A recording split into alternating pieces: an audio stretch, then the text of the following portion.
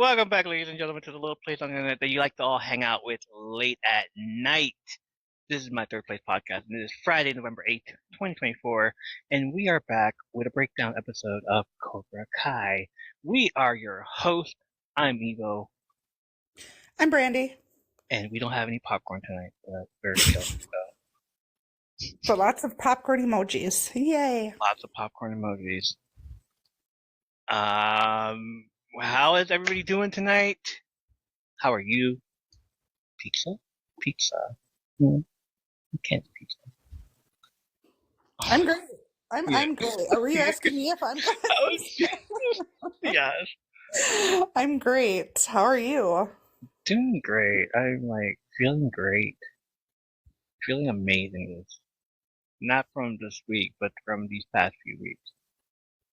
Yes. Well, that's because you've been walking and working out. Walking and working out, yeah. That always makes someone feel, it makes you feel good when you're doing that. Working out makes you feel good. Yes, it was for sure.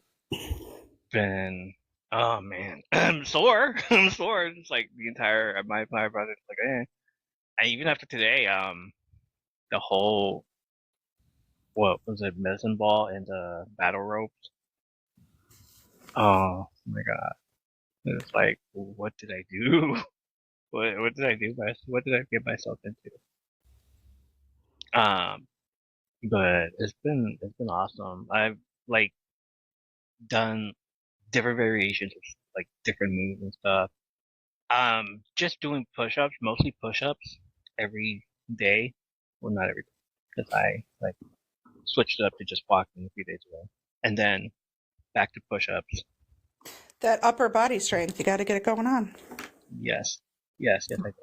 Yes. Oh my god. Lots of push-ups, and then mountain climbers. I gotta get to work on the legs as well. So there's a lot of walking helps that for sure. Yeah. So after a while, I was like, all right, let me try these new moves. So I did that, and then today I'm like, I have battle ropes. I have a medicine ball. So grab the medicine ball, slammed on the ground, grab the battle rope, let's go. People were walking around the park, obviously, and they're looking at me, almost die and everything. Yeah, I bet you they enjoy watching you just as much as we do when we're there. Yeah, pretty much. Hey, I need water. Well, I'm proud of you. You're doing amazing. Thank you. Appreciate that. I am trying to be amazing with that. You're inspiring. It's good. Motivating, inspiring. That's a good thing. The glucose is pretty good too as well. Thank you. You're doing amazing. Thank you. The glucose has been pretty amazing. Everything's in the green, obviously. I haven't had a red moment yet. I haven't had ooh, I ate so much. But I will soon. Cheat day. I'm thinking of spaghetti or pizza, something. You gotta have a cheat day in there, yeah. Yeah, I need a cheat day after all this. Absolutely.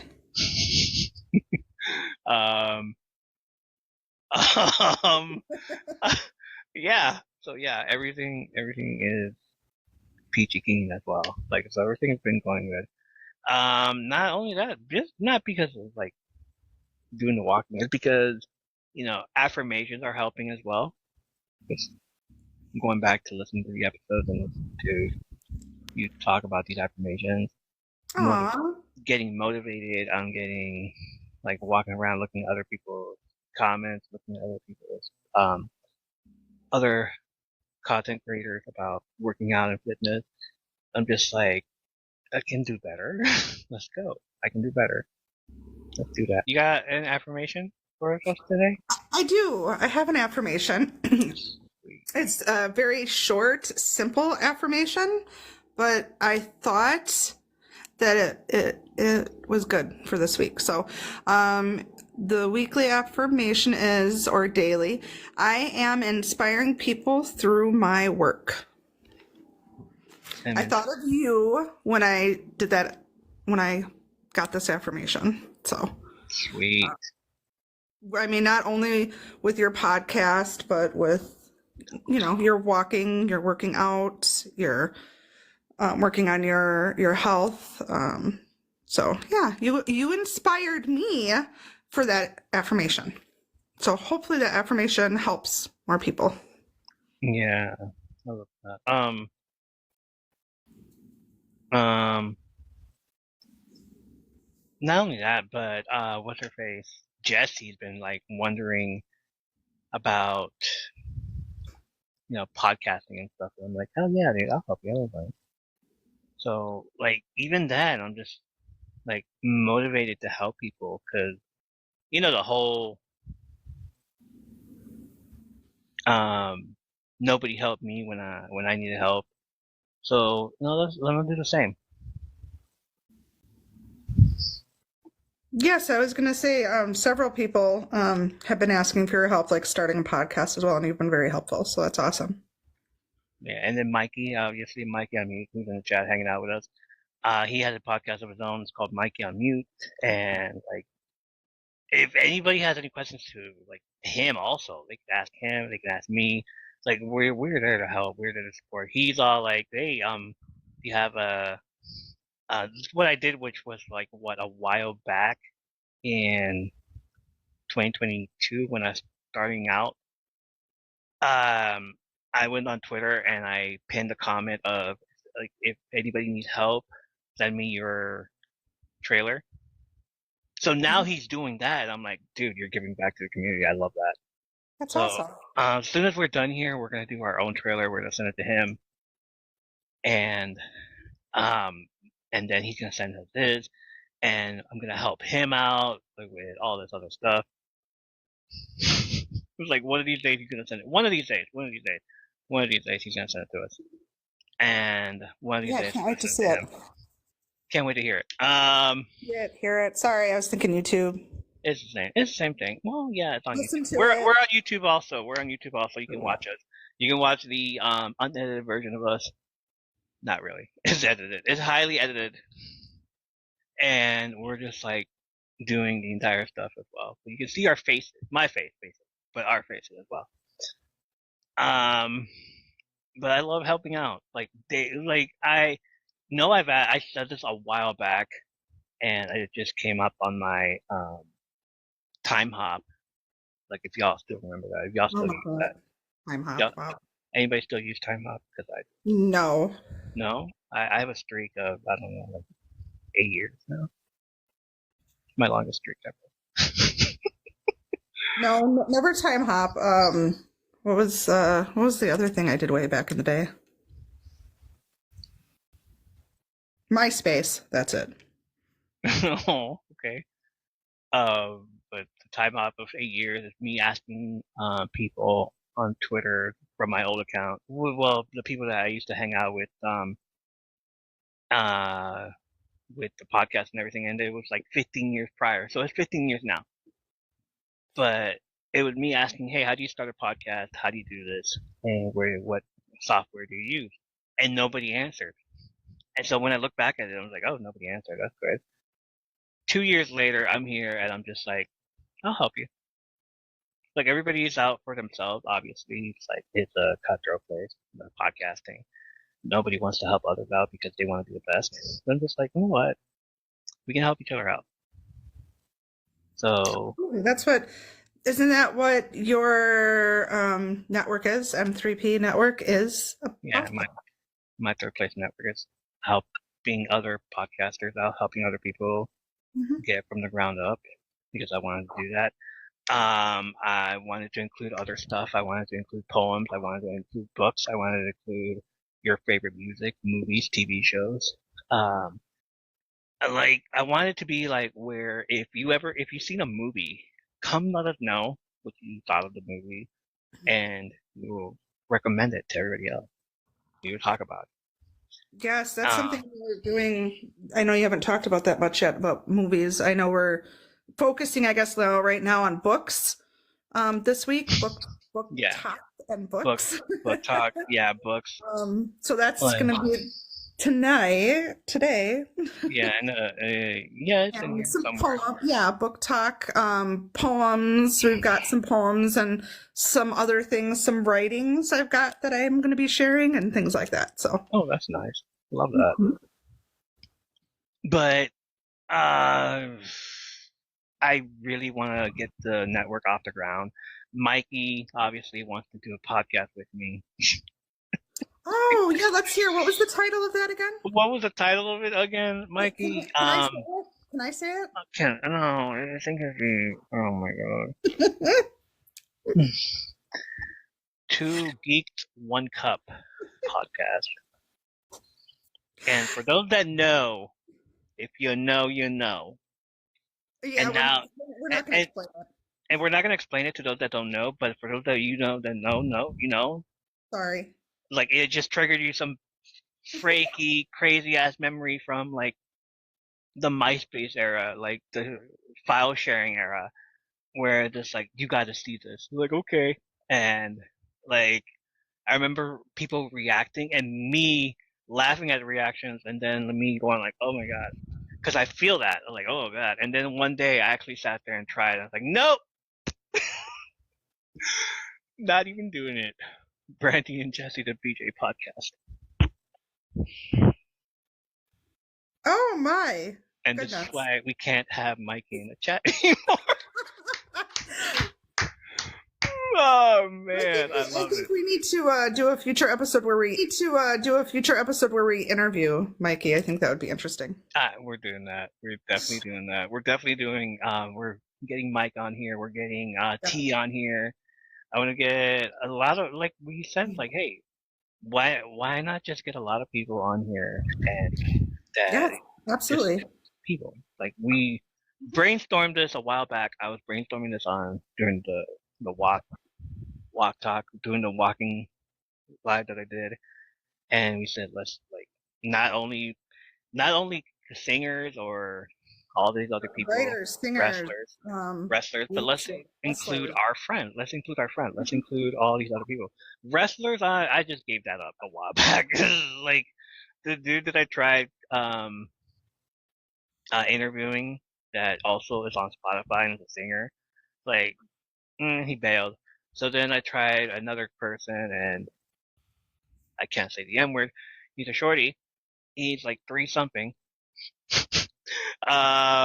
Mini 50 Cent, 25 cents. And he's down for it, but at the same time, it's like, all right, we're gonna try that. We're gonna try that one day. If you don't succeed, try again. Of course. He wants to. He wants to. It's just like, it's hard for us to get into. And then obviously the singers. Like my famous bestie, Lurfield. We've had on here. My famous bestie. Your famous bestie. You know. Yes. That's the only famous bestie that I know of. And I'm sure you'll hear some of his music in between breaks here. I was like, there's another bestie of ours, obviously, that, like, we've known about, and like I still want to get him on here, and it's Oscar. Yes. With his Desiree song. King of Hearts, Oscar. We just got to get a time together with him as well. But we have asked, we've extended the invitation to have him on your show, and he has agreed. We just haven't agreed on a time, day. So whatever, yeah. So hopefully that happens soon enough. You can catch it on YouTube and Spotify, Lauren, for the Lurfield interview. It was awesome. It was really, really awesome. Right.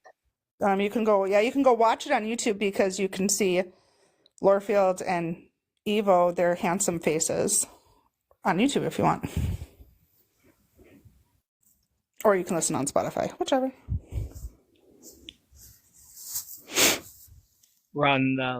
Yeah, you can listen to that. I'll send you the link if you need to. If you want to see his face, then yeah, I'll send you. Yeah, I'm here for handsome faces. I'll send you the YouTube link. Oh, goodness. Oh my goodness. I love that guy. I really do. Where is it on YouTube? I'll send it to you. I'll send you the link. I'm sure I have, Dawn, before, but I'll resend it to you. Mikey, this one's for you, buddy. Oh my goodness. That's why we get that nice thing. Speaking of other stuff that we want to include, we also said that I wanted to include poems. I reached out to a few people. They're like as soon as they heard poetry, I can send poetry. Yeah, come on down. Like, my third place. Come and send me your poetry. Like, can I do it anonymous? Sure, you can do it anonymously. So some people said anonymous. Some people sent it anonymously. Like they told me, well, hey, don't say my name. Other people said, like, yeah, you can say my name. Do whatever you want. So I said, okay. So I'm about to read one. Yeah. The first one is from, you all know her on here as Silly Little Redhead.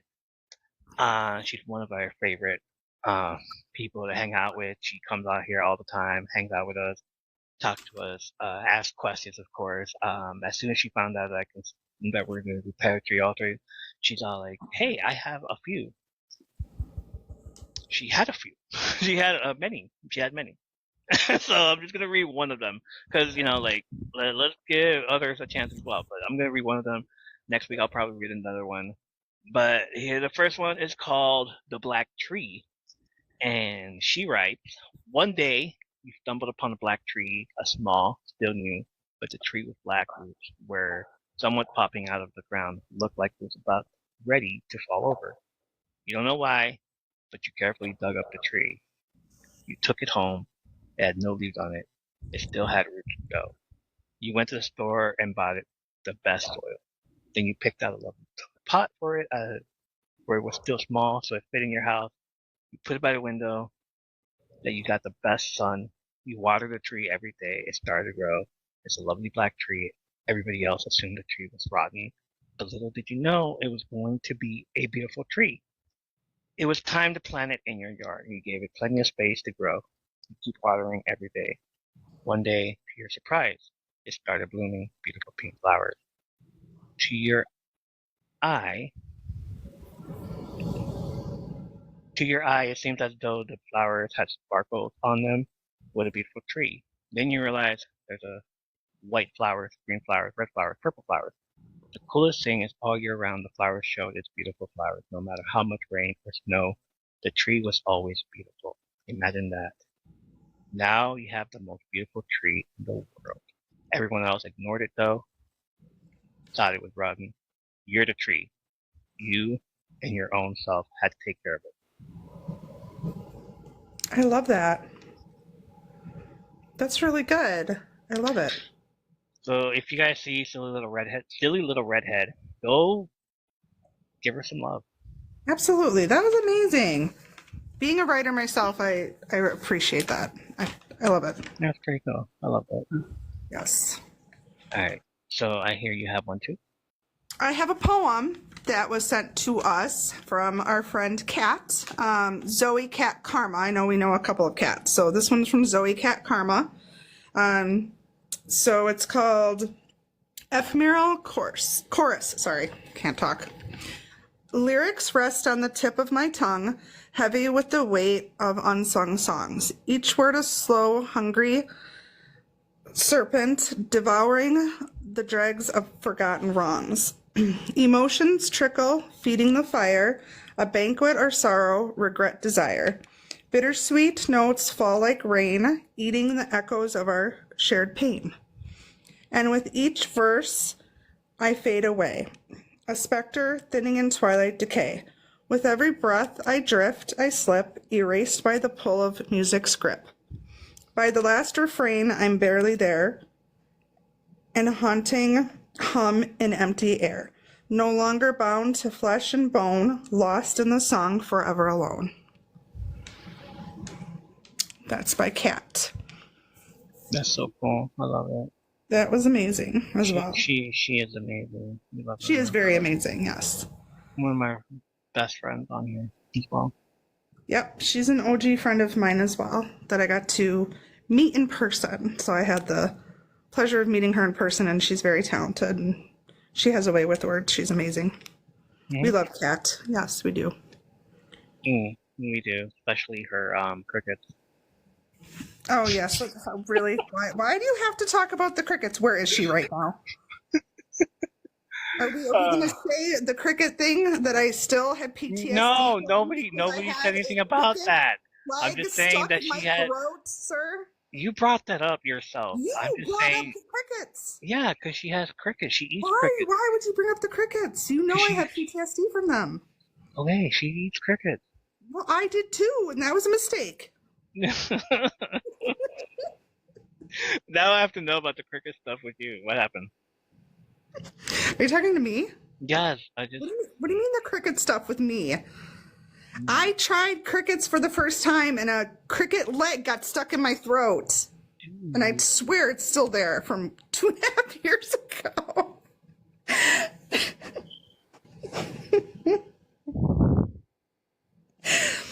Yeah. I mean, it's an acquired taste. I think I tried the sour cream and onion crickets. Yeah. Oh, yeah. Oh, Mikey, you're the best, bud. You're the best. Oh my goodness. You went right into poems. Do you want to hear about the other writing I have, or? Yes. 'Cause I Go know ahead. we didn't do our week. How was our week yet? So kind of skipped over that. We did? I thought I said my week, but Oh, you didn't ask me how my week was. I had a couple of stories, sir. I asked you, oh, how was our week? Oh, well, Said I it was forgot. okay. I wasn't listening. I was too busy looking at the interesting chat we have going How on. was your week? My week was good. It went by really fast. But I have a story if you want to hear it. Yes. You want to hear it? I'm shivering with anticipation. Really? Oh my god. Okay. We still have like a little Halloween left over. Like, so, Okay. anticipation, I had to throw in the Anticipation. Rocky Horror Picture Show thing. What about your what is it fun out of fundamentally, what is that saying now? Fundamentally wrong? Putting the fun back in fundamentally wrong? Yeah, putting the fun in fundamentally wrong. That's going on a t-shirt, by the way. We have the logo ready, which, by the way, there's a new logo of the M3P podcast. Like, I'm going to get a new logo here. A new shirt, new hat, everything's going to be new in the next coming month. All the merch. All the new merch. Is it going to be in time for Christmas, for holidays? Sure. Let's do that. Let's do that. And then the new fun, putting the fun in fundamentally wrong shirt is going to be amazing because I'm going to that shirt's going to be out in October as well next year. So I'm just going to like, hey, you said this, remember? Oh my goodness. Always chaotic. We're always chaotic. Tell me about your week. So my story. Okay. It's just an interesting story. So I ordered a Christmas present for my son, my youngest son. The only thing he wanted for Christmas was a new gaming chair. So I'm like, all right, I'm gonna get it. So I ordered it, and I was trying to figure out a way to hide it. When it came, I'm like, well, he won't even notice that it's sitting outside or whatever, because he won't notice. I won't have to worry about it. Well, I just so happened I was scrolling on TikTok and came across a Christmas tree on live that I fell in love with, and I'm like, you know what? I'm going to order myself a new tree this year. So luckily, I did order the tree, and I told my son that I ordered a new tree, and sure enough, he texted me 2 days ago and says, Mom, I think the tree came. It wasn't the tree. It was his Christmas present. The chair. Yes. I'm like, oh, crap. So I'm like, oh, I'm just leave it on the porch. Oh, no, I already brought it inside. I'm like, oh my God. Goodness. But luckily I got home and it was just a blank box. And I'm like, oh, thank God he thought it was the Christmas tree, which came today, so I had to hurry up, come in, and hide the Christmas tree because he already thinks this other box is the Christmas tree. So that was interesting. I just had to tell him. I'm like, oh my God. I'm like, it just worked out that way, thankfully. And then I like picked up the chair. I was like, how does he think? Because the tree was like really light actually, and the chair is not. And I'm like, holy cow. I'm glad he doesn't know how much a tree weighs because the chair was very heavy. So I don't think he knows. It's a 6-foot tree though. I'm like surprised it's not heavier. It's definitely not as heavy as the chair. So sneaky. I know. I lucked out, Dawn. I lucked out. Yeah. So thankfully, I was like, oh yeah, it's probably the tree. Mm-hmm. So that worked out for me. I had to tell. Yeah, that was one of my stories. I'm done. Okay. So yeah, that was a fun story, actually. Yeah, that was my excitingness for the week. Some of my excitingness. I had an interesting customer that came into my store too. Well, do you want to hear that? Yeah. Do you want to hear that? Like, was it the same customer that was last time? And like, oh God, no. This is a new customer, and as soon as I saw her walk in, I was like, shit, because I know her. Oh. And luckily, she doesn't remember who I am. Oh. Yeah, let's just say that, I don't know, it had to be, gosh, like 20 years ago, 15, 20, at least 20, 15, 20 years ago. We lived in the same apartment building at the time. Her son was really good friends with my son. Okay. And she did not like me because her son was always with me, like all the time. Yeah. Yeah. We became close, and she hated me. Let's just put it that way. She could not stand me. We got into it pretty good, and when she walked in, she's like, do I know you? I was like, oh my God, I can't do this.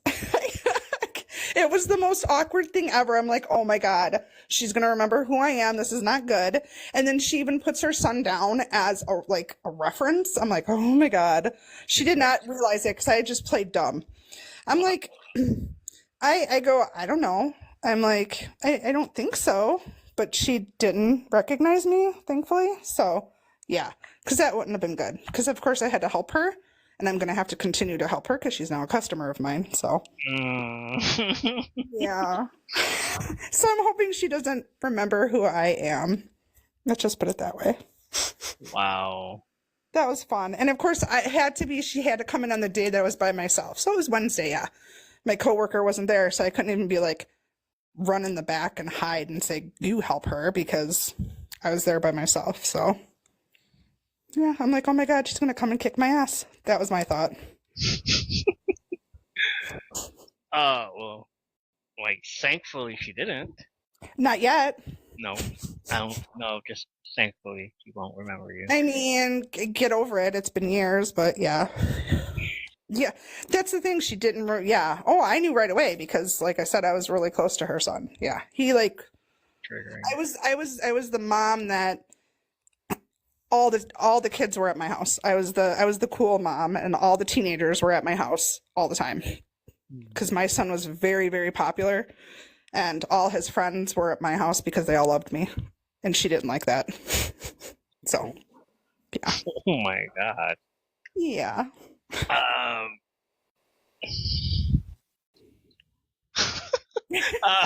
So. What? I don't know. Oh my goodness. These comments are funny. Mikey showing us why he loves being in the chat all the time. Yeah, we love it. So speaking of being thankful for, we asked that question all week long. Like, what are you thankful for this week? You got a few responses. Did you get those responses? Yes. Yeah. Are we doing that, or can I do it? And then do you want me to read the other writing I have too? Yeah, go for it. Which one do you want to do first? Let's do your writing. It's not my writing. the writing that someone sent you. Yes, someone sent it, and it's anonymous, but it's really, really good. Really good. And I picked just a portion of it to say on here because it's racy, spicy. So, so I only picked a little portion. Hold on. Let me. Whoa, hey, let me go get my water real quick. Yeah, get your water. I told you I picked an innocent part of this story. It's a short story. Come on, we want to hear the spicy stuff. No, no. I mean, not unless you want to get off. Okay. Okay, you know what? You're right. Send me the spicy stuff. I'll read it. We'll read it on Riverside, and then we'll include it in there. We could do that. We could do that. We could do that. Like, hey, if you guys want to listen to the spicy one, head on over to YouTube. Yeah, there you go. We'll do it. We'll make it happen. All right. So the first part is it's from The Hunt. It's called The Hunt. Already spicy. You guys ready? Is Stabby here? Stabby would want to hear this. Ooh. All right. My senses are burning being out here, the crunching of the leaves, the wind carrying various scents to my nostrils like a takeout delivery driver. With my eyes closed, I can really focus in on other areas like the sounds my ears are perking up to. Was that a twig snap? How many meters out was that? A smile runs across my bearded face as I think of how the hunting mind of the wolf works. It was a guy. A guy wrote this. You don't know that? Oh, bearded guy. Well, like I said, this is anonymous. So, the next one I'm going to read. Hey, how do we know it's not you? I'm just kidding. Okay, anyways. I'm not that creative. Come on. The reintroduction of the wolf. This is a whole different part, a different story. This was like written later on, basically. So, in your nose, out through your mouth, then count 4 seconds out. This type of box breathing is something they taught us early on in partial hospitalization. It is one of the more important coping mechanisms when our anxiety gets high and we feel panic coming on. Bringing your attention to your breath makes you mindful of the current moment, which is where I need to be. Right now, I need to be laser focused and calm. For you see, sorry, hang on. Go to the next page. For you see, at this exact moment is where I start to hunt again. This is the moment I find my next meal and I'm ready to feast. Use your imagination, guys. That's all I'll say. Wow. But, yeah, I could probably dig another part of those that we could say on here. I mean, not right now. Maybe next week, if you guys are all here. I can read another part. There's certain parts I can't read on here because, like I said, it's pretty spicy. Bow, chicka, wow, wow. But it's really good. This person is, wow. Ew. Very creative, amazing. I'm proud of them. So I'm glad they shared with me. I enjoyed it very much. And yeah, with their permission, I had permission, by the way, to read some of this. I can maybe read some more of it next week. Oh. But it's good. So hope you all enjoyed that. Yeah, imagination. Exactly.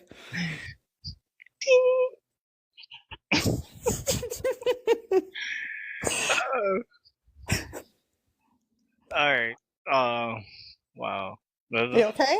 Yeah. You need some water? No, I'm good. That wasn't even the good part. Oh, there's a good part. Oh, there's lots of good parts. Lots of good parts. Mm-hmm. That's good. Yeah.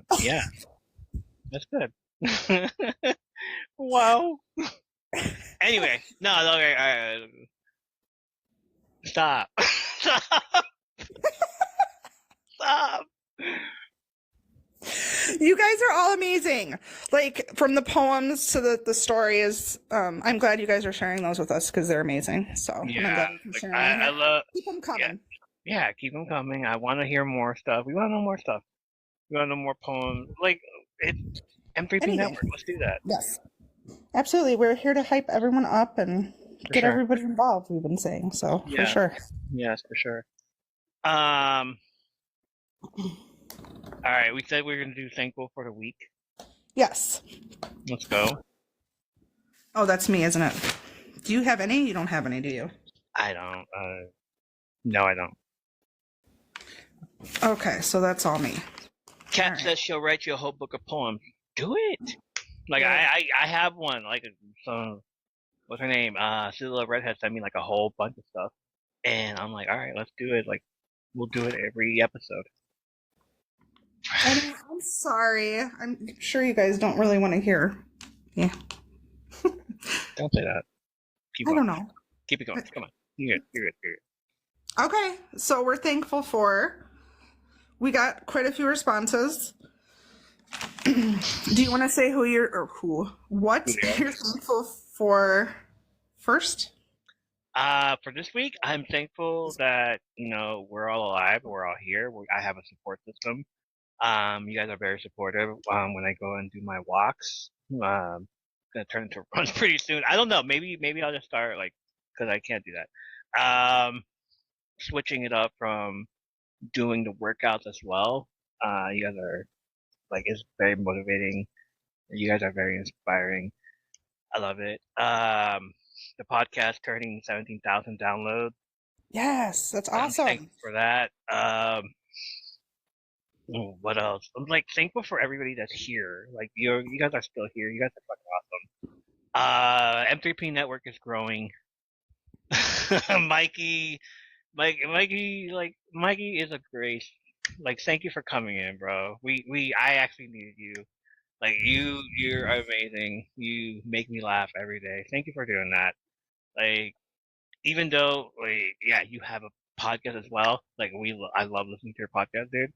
It gives me an insight about you, and it's just for that, it's why I want to do more stuff on here where we can just talk about our stuff and our past and everything. So I have stories as well, and a while back I started telling stories about my grandma and how she was crazy and rough and fucking crazy grandma stories. So I think I want to go call my mom and be like, hey, what are the stories of your mom and your mom? How does that handle? And I bet you she'd be like, oh boy, I have so many. But just because of you bringing in your podcast as well, Andy as well, the Ride With Me podcast, he's awesome. And Um, he's I'm think awesome too, yes. I'm thankful for all the podcasters that come in here. Ashley, True Crime Podcast. She's no longer doing the podcast on freaking here anymore because she keeps getting banned. Apparently, she can't talk about Diddy anymore because people keep reporting her. So she's gonna be on Twitch and YouTube. So, but I'm still gonna support her. I'm still gonna listen to the podcast. I'm still gonna check in on her and see how she's doing. Um, who else? Nerd in Texas, obviously. She has lots of books, so but we'll have to talk about that with her. There's awesome other people that I'm thankful for as well. All of you guys in here, everybody in here, everybody that I've met. I know I came back in January. Thank you for. Okay, you know what? Let's send it there. I have more stuff to thank probably next week, so we'll do that. But yeah, everything's fine. Before it's who's cutting onions in here, man? This isn't where I park my car.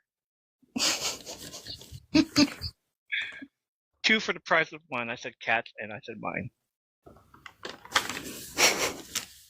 See, even cat thinks I should do an episode on how to start a podcast. Mm-hmm. yeah, and like I said, me and Mike, well, Mikey will talk about it. Mikey will talk about it. But Jessie also, she was on here earlier. She wanted to start a podcast, and like we explained it to her how. And other people, you know what? Let me start telling you, because I've been like listening to all these podcasts on how to start a podcast as well, and I'm just like, um, those are like, hey, do you want to start a podcast? That's what you do, and blah blah blah, and monetize and all this stuff. Like these are like for like pros, but us people that are new, that are like independent, like Andy here and Mikey and myself, it's like we're like, I know I'm not gonna get like as far. Well, I can't say as far because like if you've seen my podcast on Good Pod, I'm number 11 there, and the Smallville Talkville podcast is like number 25 or something like that, and I'm just like, hell yeah, I'm above Superman and Lex Luthor. Smallville. Oh, and I love that. Well, I love the fact that I know we kind of just went past it really fast, but Yeah, 17,000 downloads. I'm 17 so down. proud of you. I I'm know you kind proud of of flew that by too. like so, and then we just kind of flew by that. So I just wanted to say congratulations again. Yes, thank you. Awesome. I know you set some goals on those downloads for this year and next year, so I think you're definitely gonna be hitting those. We'll set the goals again in January. Absolutely. Um, Mikey, we always want your we always want your advice. So it's all good. What are you thankful for, ma'am? I'm thankful for my the one story of the tree chair. So I'm thankful that worked out for me this Oh week. yeah, This week, yeah, for this one's real. well. And of course, I'm definitely thankful for all of my friends I've connected with here on the TikTok app. So I'm not going to get into that too much right now, but yeah. But yeah, definitely. I'm thankful that I'm still doing this podcast with you as well, sir. So thank you for having me on here. Thank you for agreeing to be on here. Basically, no. I know there's also the other podcast, the wrestling podcast as well that we have on here. I'm thankful for Menace. I'm thankful for Rebecca. I'm thankful for Michael, who was on here for like the start of the show, and then not you, Mikey, another Michael. I'm thankful for my co-host, one of my co-hosts that, and then obviously Katrina Booker, because she was like, she tried to get me to do like a website and everything. And I was like, if you want, like that's up to you. But it didn't work out. What's a pescatarian? You're a dinosaur. Um, yes, Mikey, it's a dinosaur. She's a dinosaur. Oh my goodness. Uh, anybody in the chat, tell me what you're thankful for as Brandy reads the stuff. Okay, so I put a video out this week for everyone here in our TikTok world to comment what they were thankful for this week. First off, I have Funny Bones. She said she's thankful for all my TikTok family. We're gonna get that quite a lot here, by the way, guys. Afro Muse, who actually is a new friend of mine that I met through a mutual friend of yours, Flox. Flox and Wax? Oh, Flux Max, yes. Awesome. Afro Muse, who I totally forgot to share the live to. She said she is thankful that she's able to care for her babies. I love that. Love that. Crystal Rebel Gone Lost. Crystal. Our friend Crystal says, I'm thankful for my children, my family, including on and off TikTok. Sassy Angie D says, for my mental wellness. I love that answer, by the way. Yeah. Well, I'm sure you also appreciate that because both of us are huge mental health awareness advocates. So, yeah. For sure. Yeah. Jesse said, I'm thankful. Jesse Jesse, male Jesse, not female Jesse. Yeah, male Jesse. Okay. I'm thankful for all of you because if I wouldn't have met some of y'all, I would have given up a long time ago. Oh, Jesse. That touched my heart. We love you, brother. Woody says, I'm thankful I already had Thanksgiving in October. Obviously, he's in Canada. Yeah. He's one of our Canadian friends. Hey, Crystal, as well. Hi. Yes, Crystal. Dawn, our bestie Dawn, said, so grateful for my TikTok family. Incredibly thankful that she met Jerry in 2022. Then again, John, 2 times Gina, Brandy, who that's me, Gen X, Mr. Dude, and Tanya in 2023, and Mama Steph and Kat in 2024. So she is thankful that she got to meet a lot of us, including me. She's one of my besties, so I love that. Jody said, I'm thankful for this family, meaning TikTok family, and all the loving families I'm in on TikTok. So that's awesome. Tammy says, I'm thankful for my kids and friends. Rachel B says, I'm thankful for music. I like that answer, by the way, because I love music. It's good therapy. I'm thankful for music. I'm especially grateful for the friends I have in my life currently. I like that. Nice. Lisa says, I'm thankful for all the amazing souls I've met on here, meaning TikTok. Amber says, I'm thankful for my kids, my husband, my amazing friends who became family on here.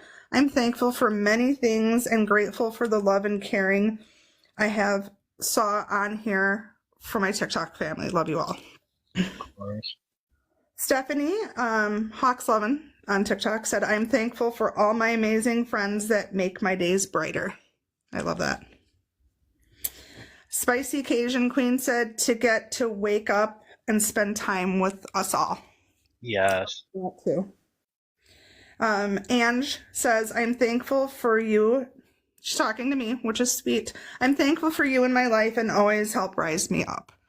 So I'm thinking she's talking to me because it was my video. So thank you, Ange. I love you. That was awesome. I have more. They're coming. From Bent Not Broken. I'm thankful for my kids and for all the wonderful family I've met on TikTok, especially my Lorefield fam and Home Hope Saints family. And those I've met because of these families. Yes. Sky the Panther says, I'm thankful for a roof over my head and not being homeless. I'm thankful for that too for her. This one is an anonymous one. So this is from an anonymous friend.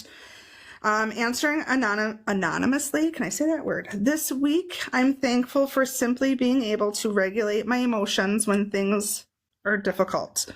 I'm thankful that through the pain and sadness, I still realize how blessed I am. I'm thankful that even though it hurts, I know my worth is not tied to how someone treats me. I completely can relate to that, and I love that. So, I love that one. For sure. The last one I have is from Mikey on Mute, who's in the chat with us. I'm thankful for my family, both chosen and certain blood, new connections and friends, for the podcast working out, for comfy hoodies, I love that one, and being able to share the true side of myself without shame. Love that. Two geeks, one cup. Is that his true side? Oh my. Is that your true side, Mikey? 2 geeks, 1 cup? Yeah? Wow. I'm still down, brother. I'm just saying.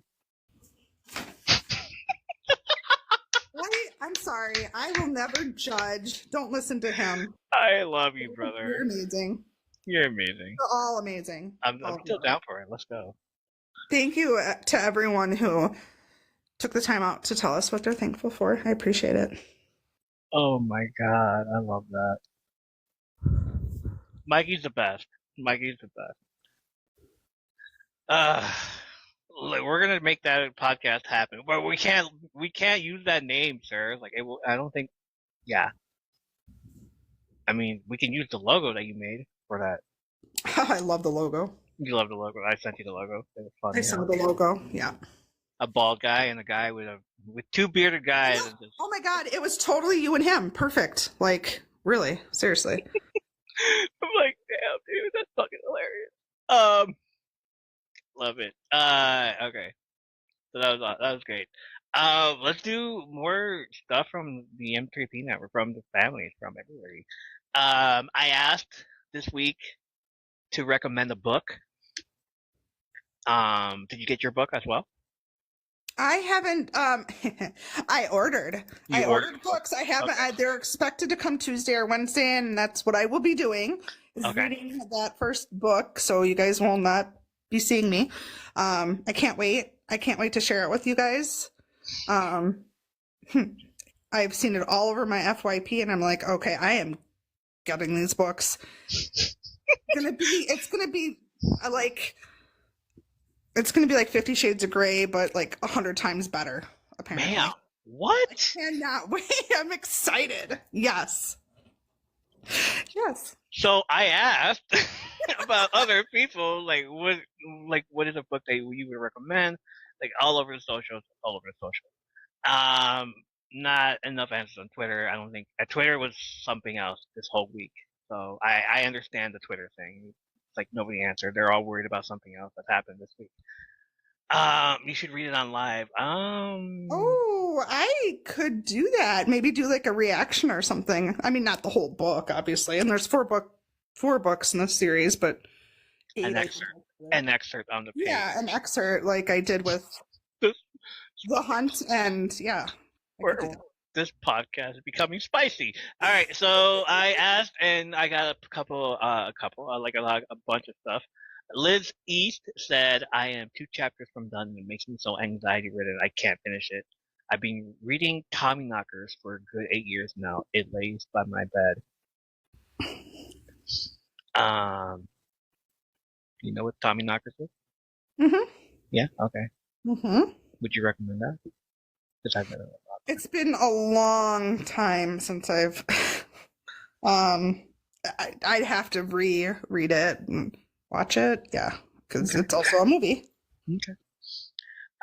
Jessie, our birthday girl, Jessie, she said The Long Walk by Stephen King. I've never heard of that, and I'm a Stephen King fan. Mm. Huh. I'm curious. Yeah, you curious?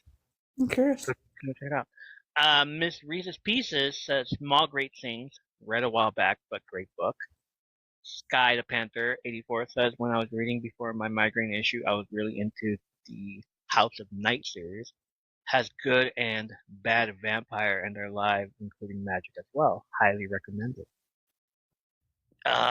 She's a big vampire fan. Mikey says, I'm thankful for Andy, Evil, and all my new podcast hosts. Let's go, sir. Let's go. I love that. Thank you. I appreciate you. And I'm thankful for you too. The Bad Christian Women says, I'm reading an art book currently. I'm not 100% sure how I feel about it yet, but it's still good and would end up recommending it for sure. I just needed to add. Maybe I should have asked her, what's it called? But I didn't get to that. But next time I will. Running from the Cuckoos. She says, Making Rounds with Oscar by David Dosa. It's a true story compiled anecdotes from a hospice physician about a cat that seems to know when it's someone's time to go and hops up on the bed of patients to comfort them and their families in final hours. A bit morbid, but also beautiful. An interesting look at pet therapy in hospice. I wouldn't call that morbid. That is something I would read. That sounds so good. Actually. Yeah. You have to send that to me so I don't forget. Okay, I will. Also, Running from the Cuckoos is an amazing person. I've known her for like possibly 10 years. She is another fitness person that I've known throughout. Like we reconnected as soon as I put out there that I'm like doing walks again and doing all this stuff again, and like and my diabetes, she reached out and said like, let's go, let's do it.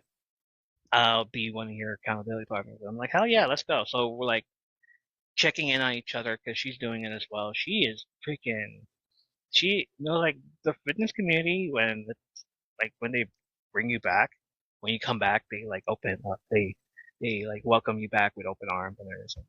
They're like, hey, we missed you. Come on in. You were very accountable with us and all this stuff. And I'm like, hell yeah, let's go. So like knowing that she was like open about it, like I understand nobody's around anymore, how we used to have workout and everything, but I'm still here, so let's still do the thing. I'm like, yeah, hell yeah, let's do the thing. So she's pretty awesome. Um, the cake trend. I heard about the cake trend. Like, I think Alexandria sent me the video of her doing the cake thing.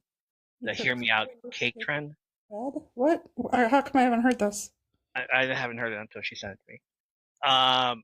Because it was her birthday last week, and she did the cake, hear me out cake trend.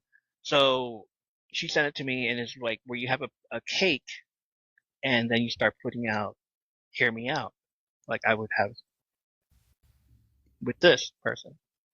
So when I saw that her first person was Hagrid. Really? Mm-hmm. You have to go watch her video. She like the first person was Hagrid, and I'm like, what is this? Her second person was Dexter. Oh, okay. I'm like, wait a minute, what? um, you would have a cake in bed with a certain person. No, it's just like, who would you?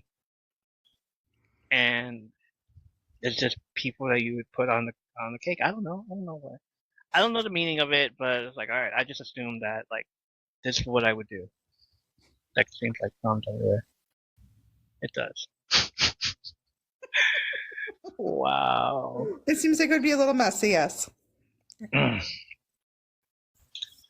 But yeah, I think that's it. And about book talk, I'm gonna start possibly reading books as well because y'all are making me want to read books. But then again, like I don't know when I would have the time to do that with all this other That's the stuff thing. going on. I don't. I haven't been. I'm not a I used to be a huge reader. I loved books when I was younger, and then yeah, adulting happened, and I don't read. I've only read two books my entire adult life, and that was the Twilight series and 50 Shades of Grey. So Okay. I was into comic books with or without comic Canada. books do not count. Mm, Those have pictures. yeah. I'm just kidding. Graphic novels. Graphic novels. Graphic novels. There you go. The big books. The one with the stories in them. Yeah. But like I was so into that, and then it was like, all right, these are too expensive. I don't have a job anymore. And it got to the point where it's like, yeah, I can wait. They're becoming movies anyway. And then like I read the book, and then I see the movies, and it's like, y'all are just ruining this for me. So I stopped reading the books because I know I'm gonna watch the movie. Because if I read the books and watch the movie at the same time, it's like, y'all ruined this for me. Y'all ruined this for me. Y'all ruined this for me. Exactly. Um. Also, what happened this week? On Monday, Paramount released the first 7 minutes of Smile 2 online. But you could only watch it if you smiled for the entire time. Yeah, that was interesting. I loved watching your reaction. I did a reaction to it. Um, I sat there for 7 minutes, smiling. At the end of the 7 minutes, my jaw was hurting, but I sat there. But it's like every time I closed my mouth, it would stop. That movie was scary. I'd never seen Smile 1, so I was just like, Neither. oh, cool. Let me see what this is about. And it was a great way to get people to go and like check it out. And like a lot of traffic was done over there, was placed over there. So I sat there for 7 minutes straight just watching it. It was like the first 5 seconds of it. I'm just like looking at it like, oh, this works. Oh, okay. You know what? Let me react to it. Let me put it on the Riverside. Let me go to Riverside, record myself watching this. Unfortunately, I didn't do a great job because I didn't place the right freaking thing on the video. And I said, where can I put this without getting banned? Because if I put it on YouTube and they see blood there, they're going to ban me right away. So I said, all right, let me put it on Spotify. It's only 10 minutes. The thing is 7 minutes, but like obviously I told everybody what was I doing. And it was great. It was like if they ever do this for something else, I'll totally do it. And it gave me an idea that I should do more React videos and post them on Spotify. And like even if they're like 10 minutes or 7 minutes, it's a video. It's like on Spotify because Spotify wants you to do videos as well. Like I don't want to do that. Like I'd I rather didn't do even know this that was because a thing. That you it could do takes. video on Spotify. Like I didn't know that. Like I want to do the videos on there, but then again, like the overlays with the music that I'm doing already on Spotify, that is audio, it's going good, you know. And YouTube only has like no overlay, no music, and it just starts us off right away. But like the on Spotify, you hear the intro music, you hear the outro music, you hear Sky's little ad, and like on YouTube, you don't get to hear all that. But here it's just like, all right. And they told us this whole in June, you can make videos now and put it on there. And like, I guess maybe they were lying about it, saying that people are actually doing videos and all this stuff and putting it out there on Spotify, and it's working out for them. So like, all right, let me try it. So I did that. I put it out there, and I'm like, oh, it's only like 10 minutes. I'm gonna try to do more. I'm gonna see if I can do more React videos, react to trailers like Cobra Kai, Yes. react to wrestling moments, react to music videos, react to other kind of stuff, and possibly put them on there. And it'll get more traffic, more drive, and then I'll like tell people on here like, hey, don't forget to go check out the 10-minute video that I did on Spotify. And by the way, guys, don't forget to check out the 10-minute video that I did on Spotify for a Smile too. Yes, check it out. Check it out. There you go. Oh my goodness.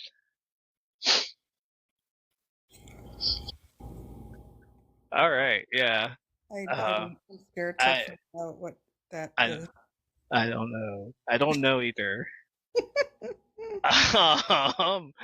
You want to take a break? Go for it.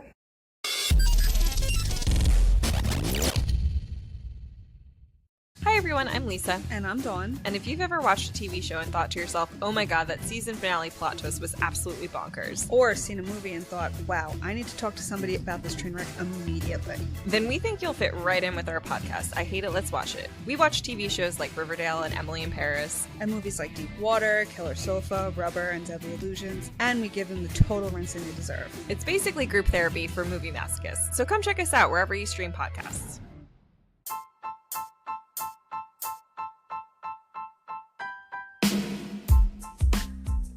Hey, it's Evo. We're going to get back to the episode you're listening to, but first, let me tell you about Dark Fate Creations. Dark Fate Creations are candles that are vibrant, colorful, marble tops, amazing, mouth-watering fragrances, fueled by lovely braided cotton wicks. Paper threads woven into every cotton wick for a clean, romantic, slow, and consistent burn. Each candle is unique from the next as they are hand-mixed and hand-poured, right in Grass Valley, California. They use only coconut and soy waxes for a safer, cleaner, and longer burn time. That's almost 72 hours. That's like binging on all 130 episodes of the podcast. All fragrance blends have been heavily researched. Dark Fate Creations not only care about the look, fragrance, and quality of their candles and their other products, but also the effects they have in their customers' homes. So go to darkfatecreations.com. The link will be in the show notes. Dave. Liam. It's a trailer. Watch It If You Can podcast. Join us for each episode as we create box sets of our favourite films and TV shows. We go through the cast to see what else they've been in, along with any recommendations. We pick our favourite characters, performances, moments and highlights from the soundtrack too. We ask if there's anything to make it better and look at the lasting legacy of our pick. We have a little fun with our quick fire round, and finally, what else would you like list based on themes from the episode. Maybe, just maybe, you should watch it if you can.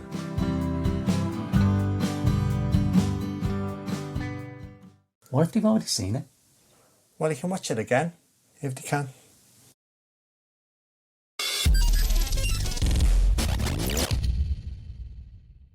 So, if you heard any of the breakdown episodes in the past, or if you're new here, like some of y'all are, we are massive Karate Kid fans, and we decided we were going to watch the show on Netflix and break it down scene by scene and tell you what we saw about them. You are more than welcome to follow along and watch the show with us, as some of our friends are doing and listening to the podcast as well. There will be spoilers at times, and we do tend to ask a question for you to ponder over. Also, it must be very well said on every episode, because we are always critiquing the show. We love Cobra Kai and we love the Karate Kid universe, but don't let us influence you on the show. We're just fans of the show. We know there are millions of other fans and podcasts out there with different opinions. We just love to talk about it. So if you want to go back and listen to our old episodes of Cobra Kai from the first episode, go back and check out episode 154 and then continue on from there. Terry Gay, hi. Season 4 premiered on Netflix on New Year's Eve, December 31st, 2021. What were you doing? Did you binge the entire show? I sure did. You sure did. You sure did. New Year's Eve. Let's binge the entire season. That was my New Year's Eve. Yes, I wasn't out partying. I was at home binge watching Cobra Kai. I was doing other stuff, if I remember. Oh yeah, I was preparing. What were you preparing? The podcast was coming to light.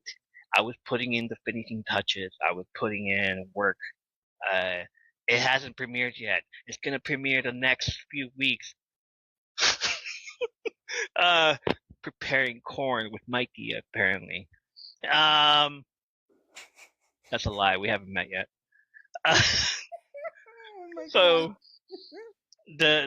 like that whole weekend, I was just like getting ready to put stuff out there, put everything that I had in my head, putting it all like, oh, okay, let's see how this is gonna go. Let's see how far this is gonna go. I don't know, but let's try it out anyways. And it's here. And before we continue, Mikey, if you're not following Nerd in Texas Pod, you should. At this moment right now, she's amazing. She's awesome. Chanel, hi, welcome in. Haven't seen you in a while. Miss you. Hope you're doing great. Say something. Text. Anyway, friendship necklace. Think friendship necklace. I took some Tylenol earlier. I'm okay. Are you? Yeah.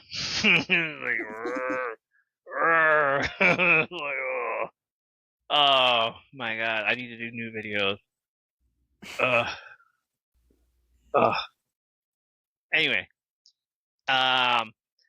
season 4, episode 1 is called "Let's Begin," which is the last line that Johnny says in December 19th in season 3, at the end of season 3. Synopsis: Johnny and Daniel combine dojos, but their opposing styles immediately clash. Kreese tries to persuade a former partner to rejoin him at Cobra Kai. It was written by the awesome creative team of Josh Hild, John Hurwitz, and Hayden Schlossberg.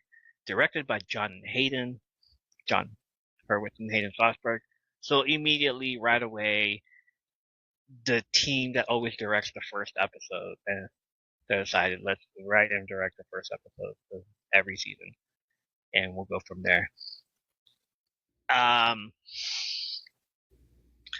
A scene starts with a man frantically playing a piano on a lavish mansion. we all know is Terry Silver by its hair alone. Mm-hmm. His phone buzzes with an unknown caller, so he answers it. On the other end is John Kreese, greeting Terry, saying it's been a long time. He simply hangs up and resumes playing the piano while the Cobra Kai logo appears. The song Terry plays on the piano is called La Campanella, or Little Bell, and is by Franz Liszt and Niccolo Paganini. It is a love song. So, knowing that he's playing a love song, and then his former best friend called in. Like, that's what I took from it. Like, oh, that's awesome. Really? Terry Silver, played by Thomas Ian Griffith, last seen on the Cobra Kai universe, giving teenage Daniel a hard time and bullying back in the Karate Kid 3 in 1989. Since then, he has appeared in other movies such as Behind Enemy Lines, Call to Conquer, Vampires, Triple X with Dominic Toretto. Isn't that like a spinoff to Fast and Furious? Yeah, or he plays the same character. And Peyton Sawyer's first father, Larry Sawyer, on One Tree Hill.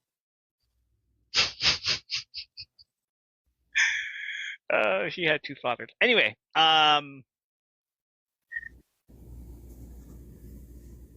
everything good? Mm-hmm. Okay. I'm listening. Finish. Hold on.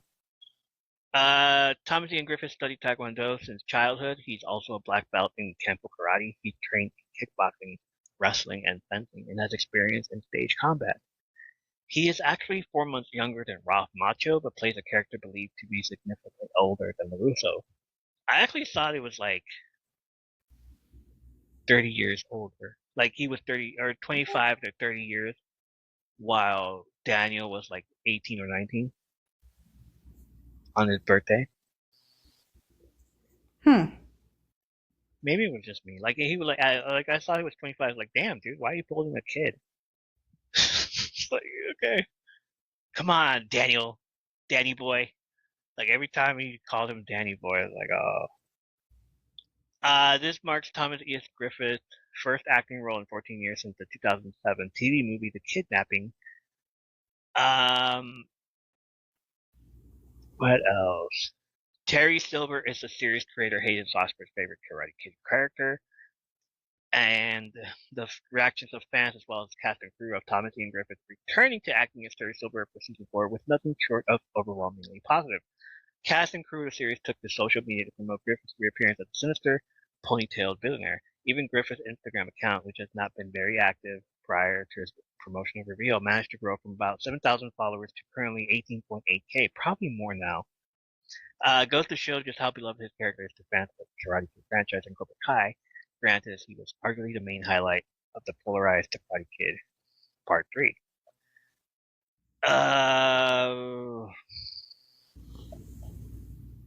And yeah, that's about it. Everybody, like, not even that. They did the same with Ali. Like, we love anybody that has ever been in the Cobra Kai series, except for Jeff, the remake. Everybody that's ever been in the Cobra Kai series, like, they are welcome back with, more harm. Like, they're welcome back. Like, we love that. We want to see more of them. But even Julie, if she ever comes back, you have one more season to go, Julie. Come on, come back. We're trying to get Julie. We're still trying to get Julie. We're still have that. What's the word? That hope. Well, I was thinking a different one, but that theory that she'll be there. The theory that she's coming back. I mean, obviously, she's not going to be. She's not going to be Tori's mom, right? But, yeah. That's my theory is that she'll come in at the very last episode in a after credit scene and like to Ralph Macchio, Daniel, and be like, I feel like we should start the Avengers. Did you say Avengers? Yes. Oh my god! It's like, I see what you're doing now, Daniel's son. See, now I've got it in my head that she's gonna come back and like start a dojo with Daniel. Now you got this, right? That'd be great. That'd be great to see. That would be cool. Oh man, I would love that. I would love to see her I would love to see the other kid again. Who? Jaden Smith. No. No. No, But good. I guess we might have to in the Karate Kid Legends. That's the new movie coming out with Yeah. Ralph and Yeah. what's his name? Jackie Chan. Thank you. Yes. Okay, so next scene we see Daniel and Johnny in the backyard of Miyagi-Do dojo shouting to the group to begin, which is like the last episode of the last season. Mm-hmm. Dimitri hesitantly raises his hand, questioning what is it they are beginning.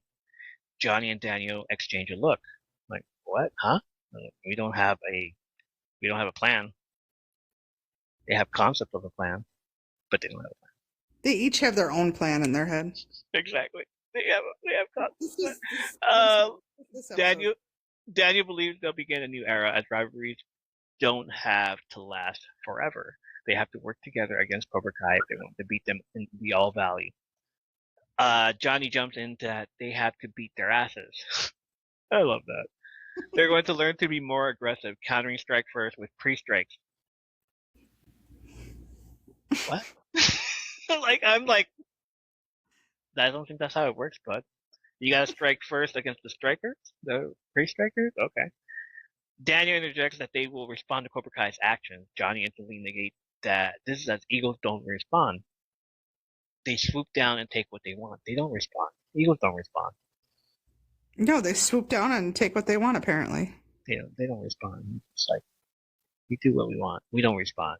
Oh, you want me to respond? No, I don't. He has a point.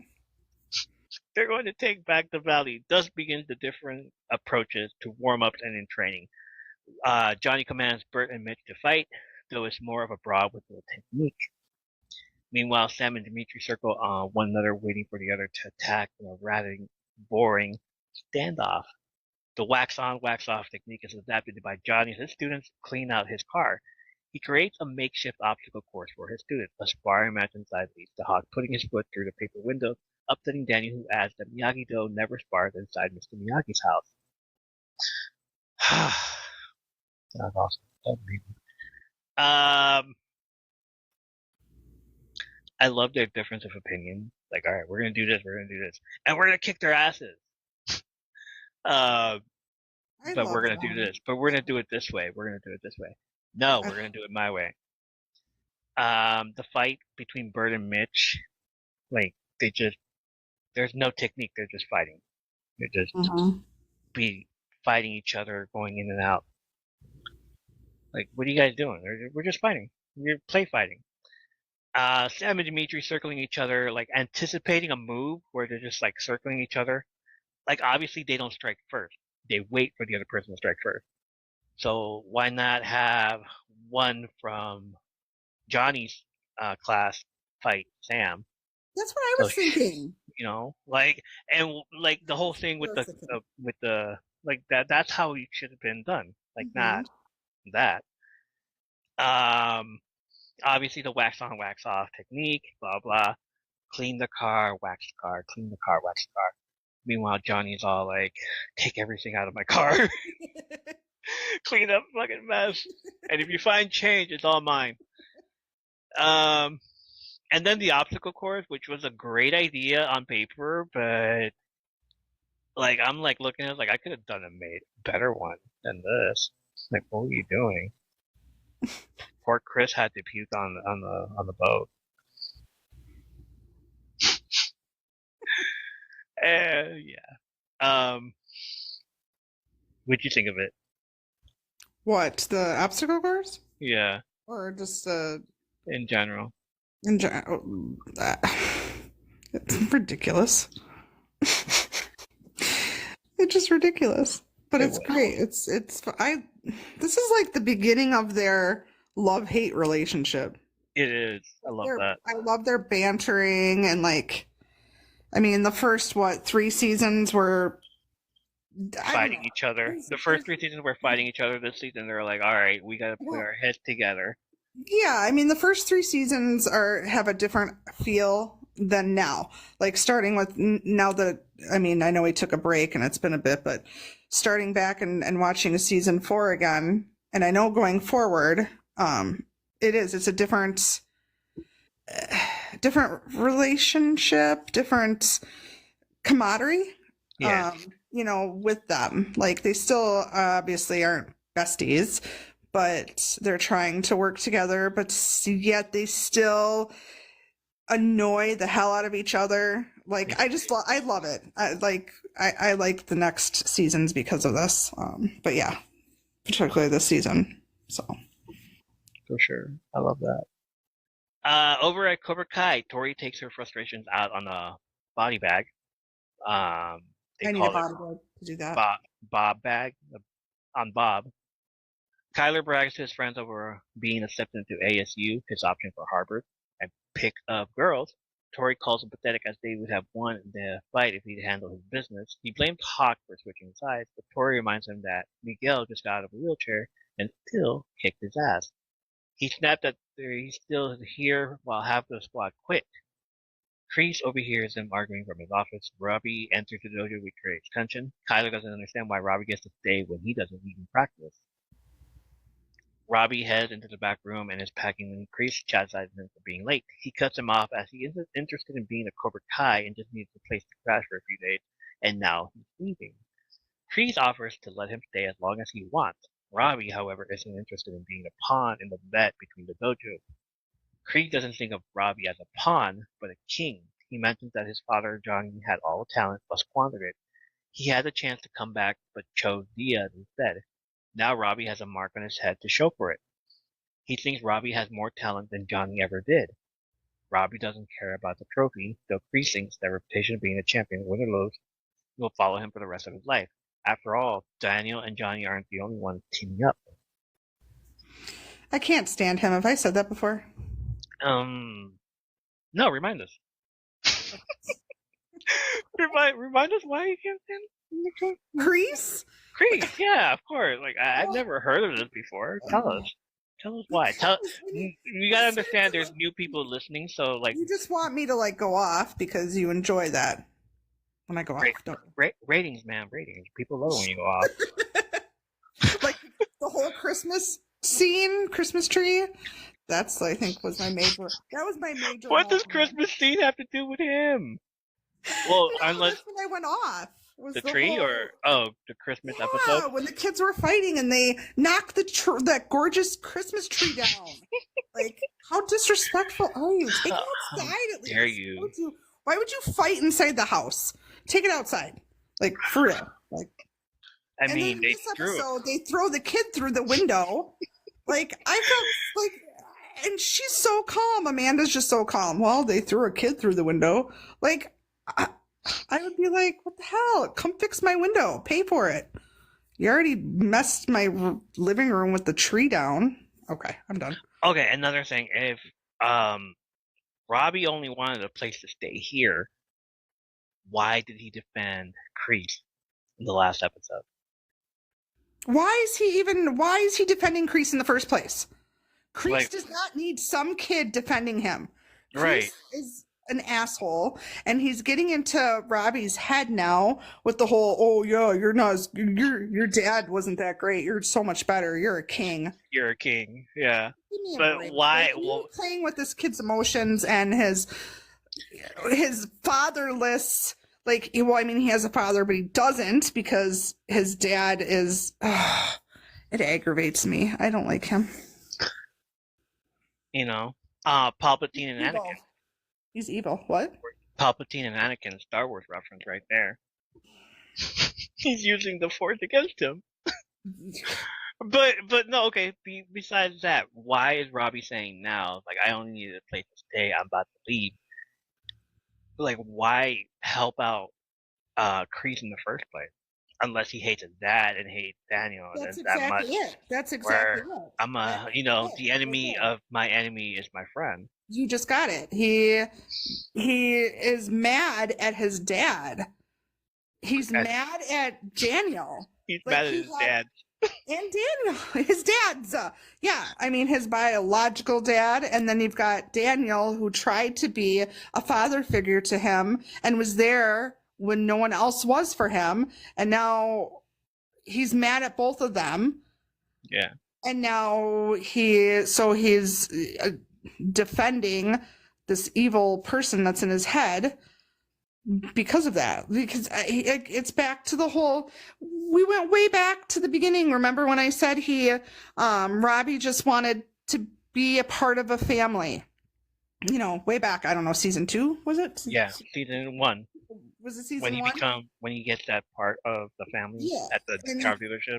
He just wanted to be part of a family, you know, like his mom was, you know, not in a good place, not around.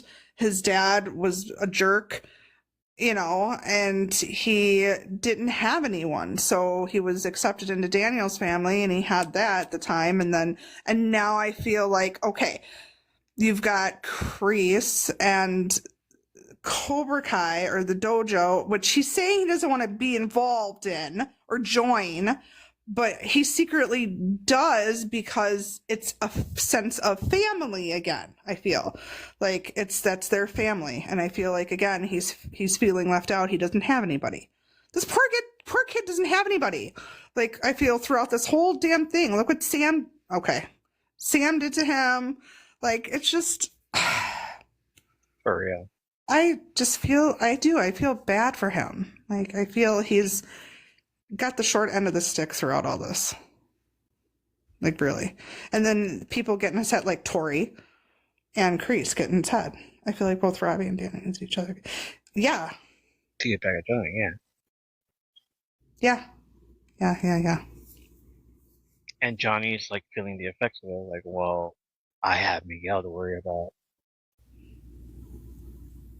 Because that's like, yeah, he worries about Miguel, but what about his own kid? Like I get that he's trying to like look out for his son also, like, but still, like, there's no fixing this.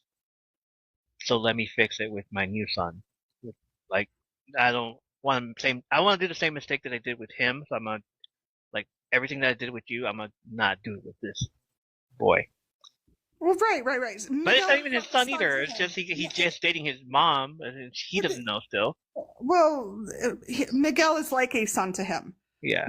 Miguel is like a son to him, and he fucked up with his son, so now I feel like he's trying to overcompensate with Miguel. Yes. Yeah. Okay.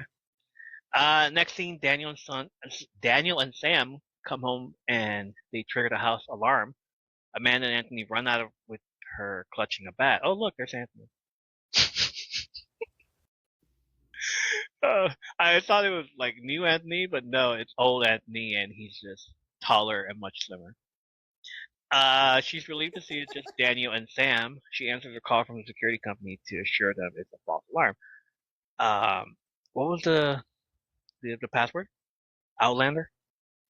Is that what it was? Yeah, it was Outlander. I'm like, oh, Outlander fan. Nice. She answers a call from the security company to assure them it's a false alarm. The couple sits for a glass of wine, and she admits to feeling trapped and more on edge than ever because of the alarm. She thinks the Cobra Kai should be locked up, especially Tori. They can still go to the police, but she refuses. Yeah, they threw a kid over the freaking Poor Bert. Wasn't that Bert? Bert, it was Bert. Poor Bert. He went flying through that window. He went flying through the window, didn't die, but then again he got up and was like, oh boy, what's going on? Yeah. Like, I can't believe he survived that. Right? Like, and he didn't even have a scratch on him, did he? His glasses were still intact. I think maybe his glasses bent a little, maybe, but he went through a glass window and was like, okay. I want to, like, does that really happen? No. Was it? What's his face? I think the writer messed up here. Yeah, they beat up Nathan more than they beat up Bert. Right? Because you see Nathan with scratches and bruised lip and blood all over. You see Bert with just not a scratch, not a scratch on him. Like, wow, kid. Well, I guess. Neither Sam nor their business can handle that nightmare. She can't believe their family safety hinges on Daniel winning a karate tournament, right? Like I said last time, like, I can't believe the ending of this movie hinges on a dance competition. Right? This is a karate tournament. Like, of all things, really, a karate tournament. He wants things to be normal too, but it has to work with Johnny for once. They haven't beaten each other up yet, and the couple toast to progress. He's sure they can win with Naruto 2.0 on their side. Everyone will see Cobra Kai doesn't work, especially Robbie. Sam overhears the end of the conversation. Next scene, Johnny makes dinner for the Diaz family, basing it off as a Mexican dish from Chili's. I love this. I loved it. It was great. It was so great. How about the what was it? The salsa, the mango salsa, and like he just pours it on her plate. Oh my god. Authentic Mexican food for my Ecuadorian family, basically. Rosa chuckles in Spanish as they're Ecuadorian, not Mexican. Johnny pours salsa on her plate, which makes Carmen chuckle. She asks about the first day of training, which is an admitted work in progress. She's glad the men are working together, but wants to ensure Miguel's safety. Miguel promises that his back is in better shape than ever, while Johnny promises to watch out for him. Rosa asks how things are going with him and Sam. Carmen is also being happy for reconciliation. Miguel changes the subject to Johnny reuniting with the love of his life, the one that got away. Johnny tries to brush it off as having not been a date. Like, dude, shut the fuck up. I know.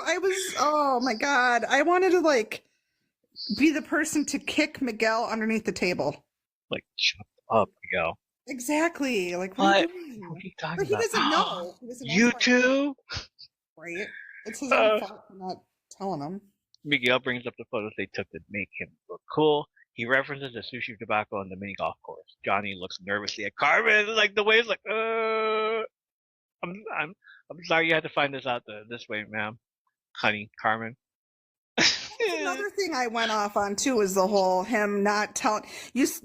You like his mom, you slept with his mom, and then the same freaking day you go out with your first love. Yeah, and you don't tell like, oh God, why would you not tell her? Why would you keep that a secret? Yeah, I mean, why do you guys do that? Since then, there's been a fight. So I understand why he didn't tell her. He probably forgot. She probably left. She probably gone by now. Who? Allie. She probably left like that day, that night. Like, all right, well, y'all are fighting with Crease again, so I'm heading out. Meanwhile, like, the next few days is funny. She told him to go back to. She not told him to go back, but she's like, Carmen sounds amazing. He didn't tell Allie either. Freaking Amanda told Allie that he was seeing or whatever with Carmen. They're messing up his game. Oh my god, men. They're messing up his game. Both of them. After dinner, Carmen and Johnny awkwardly wash dishes. As he tries to say the things with Allie weren't romantic, he's about to tell her about the plans on the night of the brutal house fight, but she cuts him off. She thinks they should slow things down and want to give it time. He unconvincingly agrees to give it time, but tosses a sponge when she's gone. Yeah. he looked that one up. Next scene, Kreese visits the Affirmation mansion where a maid named Carla drops a nice scoop, but an older man steps in to help her. When he straightens up, he spots Kreese, revealing himself as Terry Silver. They flash to a time in 1985. The flashbacks, I love it. Oh, I love the flashback scene. Yes. They flash to their time in 1985 with Silver in the driver's seat of his car, high-fiving each other triumphantly while speaking the Cobra Kai Never Dies motto. Now Silver asks Kreese what he wants, and Kreese says that he's not there to cause trouble. As he moves to his old friend, Kreese notices a soiree going on in the backyard, which is full of younger adults. A woman walks over to see if things are okay. She introduces herself as Cheyenne, referring to Silver as Terrence. Ah, Terrence has a real good marriage. Terrence. His real name's Terrence. His real name's Terry. I wanted to say that. Terrence, huh? Terrence, huh? Okay. Well, Terrence over here is really a bad guy. It's like the opposite of everything. Kreese believes the pair are married, but she laughs off the allegation. They're merely enjoying the journey for now.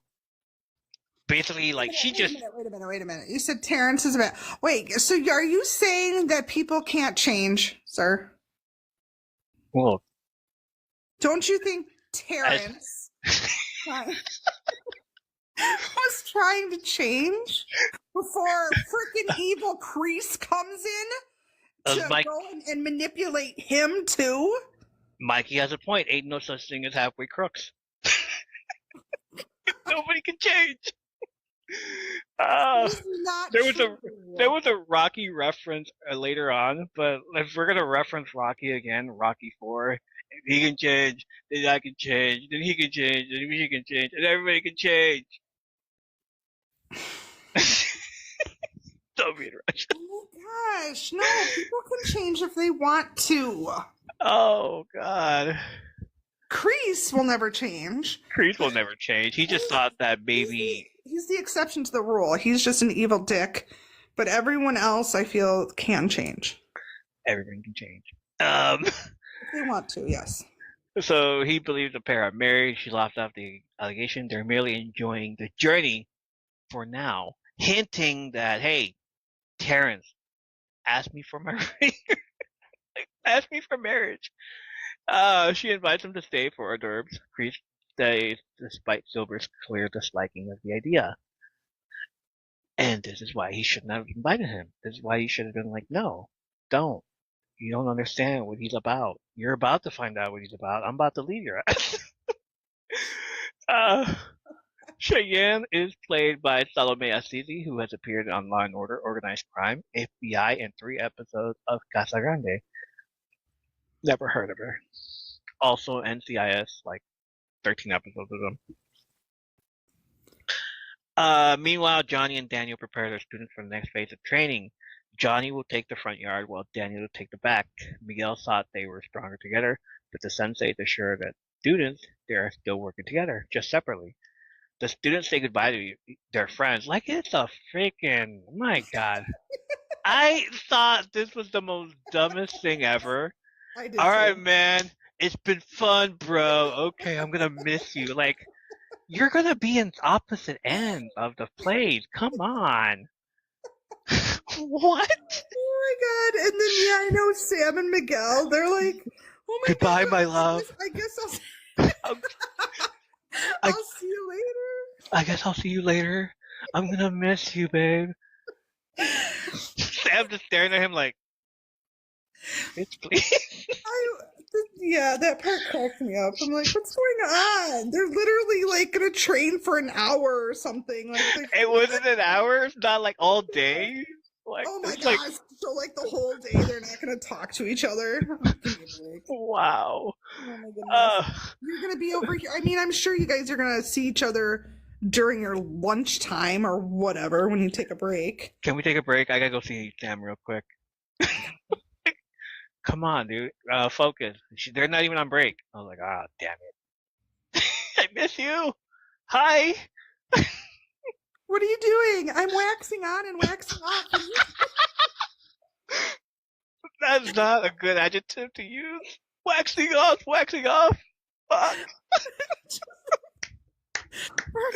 Oh my God. Oh shit. No. I'm painting the fence. I'm sanding the floor. I don't know. I'm sanding my floor. Oh man. Oh my gosh, these are okay. I never realized the sexual undertone with these. Thanks for bringing that up. Wow. No, I'm never gonna think of Mr. Miyagi the same. Don't come in my room while I'm vacuuming, sir. Trying to mop the floor. Go away. I'm trying to do chores. Leave me alone. I'm trying to do something. I'm trying to learn something from this chore. You're just throwing out the garbage. What the fuck? Overhead? Underhead. Overhead? Open trash. Overhead throw. Close trash. Open. Oh, here we go. There's your lesson. Oh my God, someone's coming and going. There's your lesson for today. Alright, so later Johnny welcomed Hawk to Eagle Fang with a front sweep. The class will practice a new move on Hawk. So, Johnny welcomed Hawk to Eagle Fang with a front sweep. The class will practice a new move on Hawk, who admits to being a dick but is sorry for his actions. Johnny thinks Hawk is cheap and calls up the next student, Mitch, to take his turn. Poor Hawk. Seriously, poor Hawk. But at the same time, hey, you know what? You were such a douche. So Again, people can change. This episode is about people changing. That's all I'm going to say. Robbie lifts weights in the back room of the Cobra Kai dojo. Tori remarks that he's supposed to use his spotter, but he doesn't need one. She calls him out for hiding during the LaRusso fight. He doesn't know what she was thinking breaking into the house, trying to hurt Sam, and then thinking everything would be sunshine and rainbows, and she's lucky they didn't call the police. He was here the entire time. He didn't know they were going. Call the police. I say that the last episode before this? I said, where the hell was Robbie? He was Why here. wasn't Robbie around? Like, if he wasn't there, then Chris would have been, you know? Good. Oh, well, I guess we probably wouldn't have another. Never mind. Wow. I guess we have to have him, don't we? Yeah. He doesn't know what she was thinking breaking into the house, trying to hurt Sam, and then thinking everything would be sunshine and rainbows, and she's lucky they didn't call the police. Tori defends herself as she's not straddling the fence like he is. Ooh. Great job there, Tori. Girls like Sam LaRusso think the world revolves around them because all she has to do is make a puppy dog face and say please to get what she wants. She still has Robbie wrapped around her finger after all. He claims that isn't true, but Tori wonders why he's defending her. She warns that if he's going to stay on defense, then this dojo isn't right for him. Wait, do you think that she has him wrapped around her finger? She has anybody wrapped around her finger. Miguel. Well, I'm talking about Robbie. Robbie also. Specifically. Look, I won't hurt you. You cheat on me with Miguel by giving him a kiss? How dare you, Miguel? It's not Miguel's fault. Like, damn. It was her fault. Why are you... What? What else? And Robbie, yeah, he's all over he's all over her. He's all over her. And she's using the same thing that she used with Miguel. Like, leave her alone, you know. Why are you all up in her business and stuff? Meanwhile, like, yeah, like Sam does that. Meanwhile, freaking Peyton List over here probably has something in her contract that says no freaking marks on her face because the girl cannot get hurt. Have you seen her with any scratch marks on her face? Oh, Peyton? Yeah. Tori. Like, Tori has not been hurt since she started the show. Like, Sam has been hurt, like bloody lip and everything. I have not. Kruger. Yeah. Oh yeah. The thing. That's true. But still. Meanwhile, Kreese tries to blend in at the soiree, but the vegan tofu skewers are unappealing. Okay. Cheyenne asks about their past, with Kreese admitting they were in the special forces together. This is news to her, as she didn't know Terrence was in the military. Military, not military. Military. He claims there's not much to tell. Kreese notices a man oogling him, and the man compliments Kreese's impeccable Hasberg jawline. Hang on. So Kreese says they've known each other for 50 years. How the hell old are they? Fucking 80. That's what I was going to say. Are they freaking 70, 80 years old? Yeah, because Vietnam was when. Well, okay, but you have to be, what, 18, right? I'm 18 to be in the or to be in whatever, in the military, right? 18? So, yeah, so 20 in 1975. Damn. So they're almost 70 years old? Around there. Is that, am I mathing right? That they're almost 70, they're almost 70 years old. Yeah. Well, I mean, because 70 to 2000 was already 70, 30, 30, 40, 50. And then they're 20, 60, 70. Yeah. 70, 80. Around there. no, They're not. old. I'd have to say they have to be 70 years old. But my God, I didn't realize that they're that fucking old. They're old. Meanwhile, freaking Creed is old. Meanwhile, freaking Terrence over here is all like, I just have old hair. I'm like the same age as LaRusso. Like, what? No, he can't be the same age as LaRusso because he even said in the flashback Oh, yeah, that 20 he's years like, old. I terrorized some kid. Like, I mean, LaRusso was 16 or 17 maybe at the time. 17, 18. No, this was the third movie. So he could have been even 18, 17, 18. Yes. Silver probably, would have been 10 years older, maybe? Mhm. Possibly, like almost 30. Does that make sense?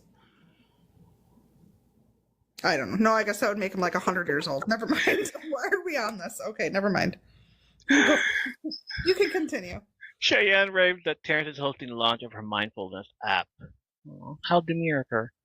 She wants to teach students all over the country to be mindful of others and themselves. Very mindful, very demure. Good for you, Cheyenne.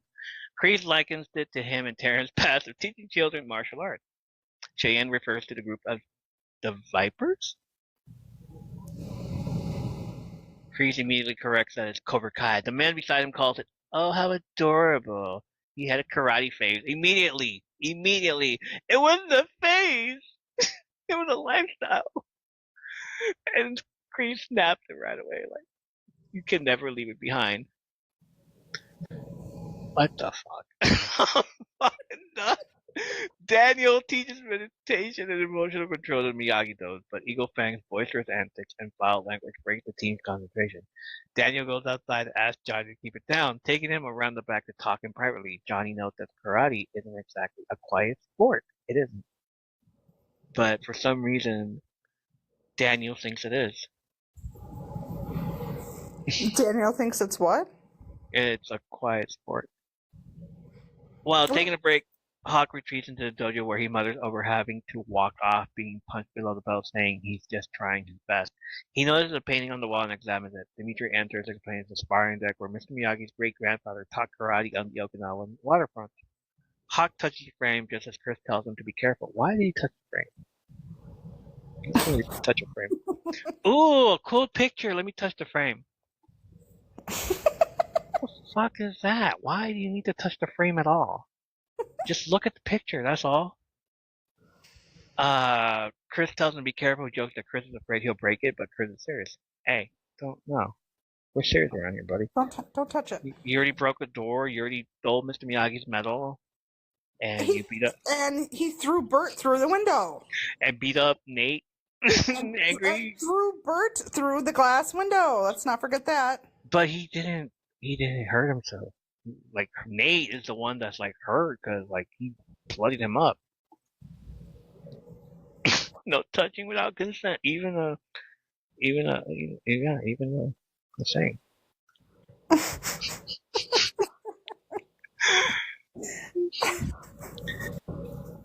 The picture didn't tell you to. Yes, you can touch me. No. Just don't touch anything on the wall at all. Still holding a grudge, Hawk lowers his guard to give it a genuine apology for his past mistakes. Still holding a grudge, Chris tells him to go back to the Eagle Gang as he's not wanted in Miyagi-Do. They're in the same freaking place. What are you talking about? Hawk looks to Dimitri for support but doesn't get it, so he leaves. Oh my god. Daniel and Johnny argue over the disaster of the teaching styles. Hawk intercepts Daniel as he's having trouble fitting in. Daniel doesn't know what Hawk expected since he burned bridges with everyone here. Depleted. I just want to say I was very disappointed in Daniel there. Yeah, we all were. I was too. That's your now student, and you're gonna say something like that to them. Like, you're supposed to be their sensei. Yeah, I was just really upset about that. This is why Johnny is more of a better teacher than Daniel is, because Daniel speaks without thinking. Johnny is there just like, I get he's saying stupid stuff, at the same time he's thought about it and like, let me say it. Quit bitching. I didn't call you a bitch, I said quit bitching. And we're back to that. Oh, that was great. Refresher course. For anybody listening new that's listening, we say things from the first episode and we just go from there. If you don't know what it means, go back and listen to the episode. And watch Cobra Kai. And watch Cobra Kai. It's a great show. It's a great show, even though sometimes we shit on it. Yeah, we say things, but it's still an awesome show. We don't think about saying them; we just say them out loud. Yeah, we're like Johnny that way. Yeah, Daniel. And Daniel. Oh, both of them. No, both of them. Daniel doesn't know what Hawk expects and he burns bridges with everyone here. Depleted Hawk walks away while a regretful Daniel tries to call him back. Wait, don't come back. I'm sorry, dude. The students gather behind the sensei that Johnny blames Daniel for Hawk walking out of practice. Even Johnny's like, "What'd you say to him?" Yeah, and like Daniel said, well, you were just beating the shit out of him all day. What do you expect? Like, they were all so mean to him, I feel. Like they were all just, They were busting his balls. Yeah. All of them. The students watch the increasing bickering as Johnny claims he'll do what he wants with his class, while Danny knows what Johnny is trying to do. They continue to bicker as they walk away from the students. I love the bicker when they're not even going to put it on here, but the way they say things like, not under my roof, like, you don't even have a roof, we're outside. Like, what? Of course he would say something like that. I mean, yeah, there's no roof, we're outside, of course. Miguel and Sam exchange a worried look. Oh no, we did something wrong here. Johnny and Miguel walk through their apartments. Miguel wants the two senseis to get along, but Johnny thinks there's too much history. However, Miguel references Rocky 3, like a big ass light bulb, and Johnny turned around like, "What'd you say?" The alliance between Apollo Creed and Rocky. He adds that even if Rocky and Apollo had history, the two needed to set their differences aside to defeat Clubber Lang. Johnny has to be the Apollo in this situation, as striking first is more badass. Johnny promises to think about it. Now alone, Miguel calls Sam. She's in the car watching Robbie skateboard. They hope their plan to keep the dojos together work. They have to try everything no matter how difficult it might be. Going back to the Rocky 3 stuff. The song You're the Best Around, often seen as a theme from the original The Karate Kid film, was written for Rocky 3. The producers passed on including it, and it was repurposed for Karate Kid without changing any of the lyrics. The phrase, history repeats itself, is in reference to Rocky's repeat heavyweight bout, and a reference is made to teaching the final bell, where karate matches do not have bells, but boxing matches do. Can I just say, I absolutely love that song. Is it best? Yeah. Yeah. Oh, thanks. But yeah. Oh, you're talking about the song. Okay, yeah. The song. Yeah. You absolutely love the song. For sure. So she's in her car watching Robbie skateboard. They hope their plan to keep the dojos together work. They have to try everything no matter how difficult it might be. She hangs up and approaches Robbie. She came there every day after he ran away hoping to find them. But she's been sitting there the entire time, waiting. Oh, here. He's there. Oh, cool. She was angry at him for what happened at the school, but never stopped caring about him. She still loves him. He points out she never stopped caring about Miguel either. She admits to thinking that was over, but it was more complicated. He doesn't think it's that complicated. It's a choice that she chose. She admits that's true, but doesn't want him to make the wrong choice now. He's a good person, and everyone knows it, including his dad. He counters that his father made a choice and chose to become a drunk loser who still hasn't figured out his life, but is trying to make up for it to feel better about himself. He knows that won't happen. Sam knows that his dad is trying to change, so is hers, and if Robbie could come back, it would bring everyone together. That's all she wants. He gets to be the first person to tell her that she's not getting what she wants. She's taken aback and reminds him this was his choice. Robbie walks off to continue skating. Like the back of his mind is Tori telling him she gets what she wants all the time, and you're letting her. Oh, I'm sure Tori was in his head at that moment. Yes, for Right? sure. For sure. I love that. Kreese leans in on the balcony as Silver joins him. Silver thinks he's there for money, but Kreese wants to finish what they started. He mentions they tried that 35 years ago before Kreese vanished. He also owns up to his mistake but is back now and wants Silver back too. Silver thinks he's doing just fine, but Kreese knows the old Silver would have Roundhouse, the man who calls Cobra Kai, adorable. He references coming home from Vietnam after seeing their friends die, they were welcomed by hippies calling them killers. The reason why they opened Cobra Kai is to teach those people respect and discipline. They can do it again with a new generation, but Daniel LaRusso stands in their way alongside a team of Johnny Lawrence. Danny boy?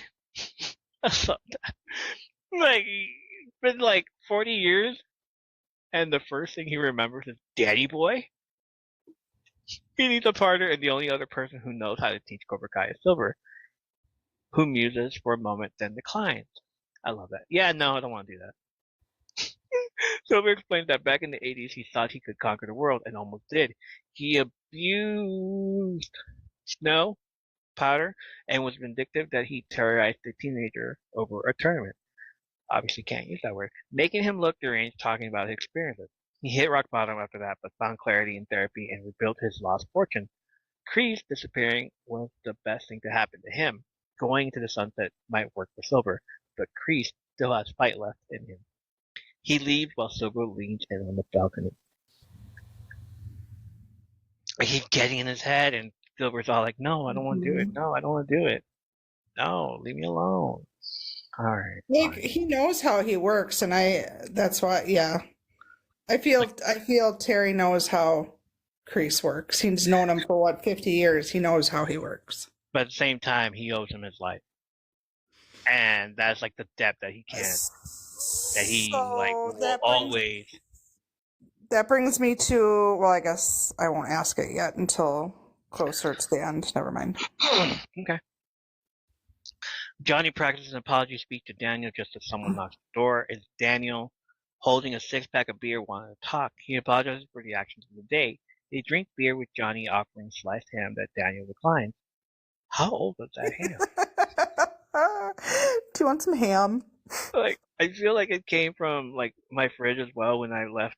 Like, there's like few slices of ham left, but I haven't eaten it for like a few days, for a few weeks also, and it's been there rotting. Mm-hmm. And yes. I'm like, you want some ham, bro? No, I'm good. But did you notice that he brought his beer? He brought Daniel brought his own beer.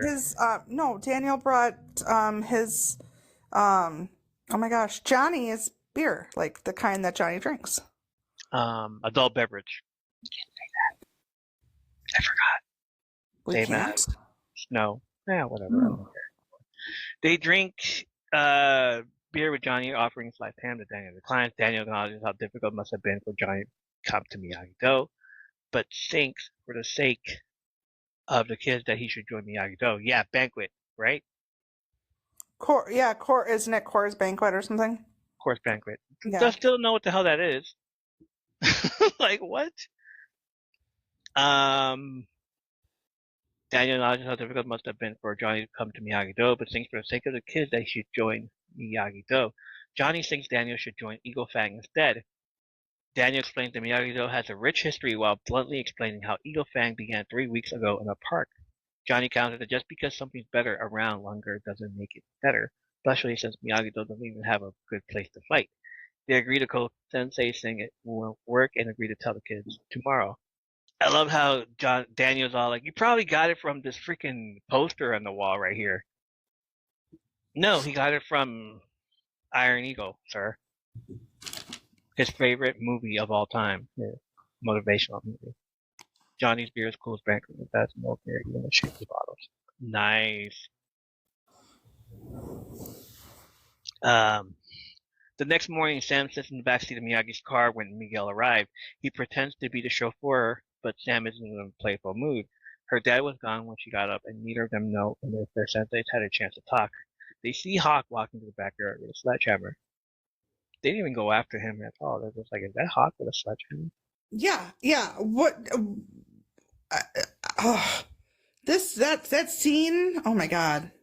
This is like, what are you gonna do with that sledgehammer? Why didn't they run after him? Number one, they're just like, was that a sledgehammer? I mean, my thought was, oh my God, what he's gonna go in there and he's gonna like knock that picture down. No, And the he's rock. I was like, thinking he was gonna knock the rock down. I thought he was gonna go and just go off on whatever and like start, destroying shit because he was pissed off. That was my first thought. Yeah. Kyler, Tori, and the rest of the Cobra Kai arrive at the dojo to find the Robbie ready to warm them up. Kyler remarks that Robbie's not a member of the team and should get out. Tori asks why Robbie thinks they want him. Anyway, he makes a proposition. If anyone can land a hit on him, he'll leave. Kyler instantly takes him up on the offer, but a simple front kick from Robbie puts him down.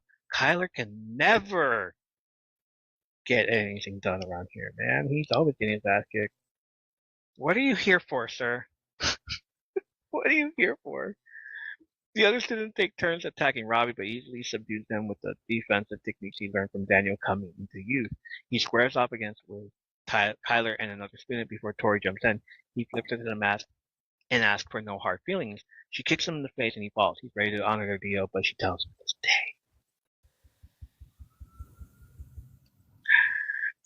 I love that. Daniel arrives at the dojo and is surprised that Johnny's on time. They prepare to get on the same page when they hear grunting and Hawk yelling is coming down. They rush to find Hawk taking a sledgehammer to the back fence. He didn't need a sledgehammer for the fence. Like at all. Just like, Why not? I don't think he needed a sledgehammer to the fence. Like he probably could have done it with his kicks. He was being poetic, okay? Wow, poetic. Okay. I don't know. That's not the right word. Daniel confronts him. What did you expect him to come in with? He had to come in with something.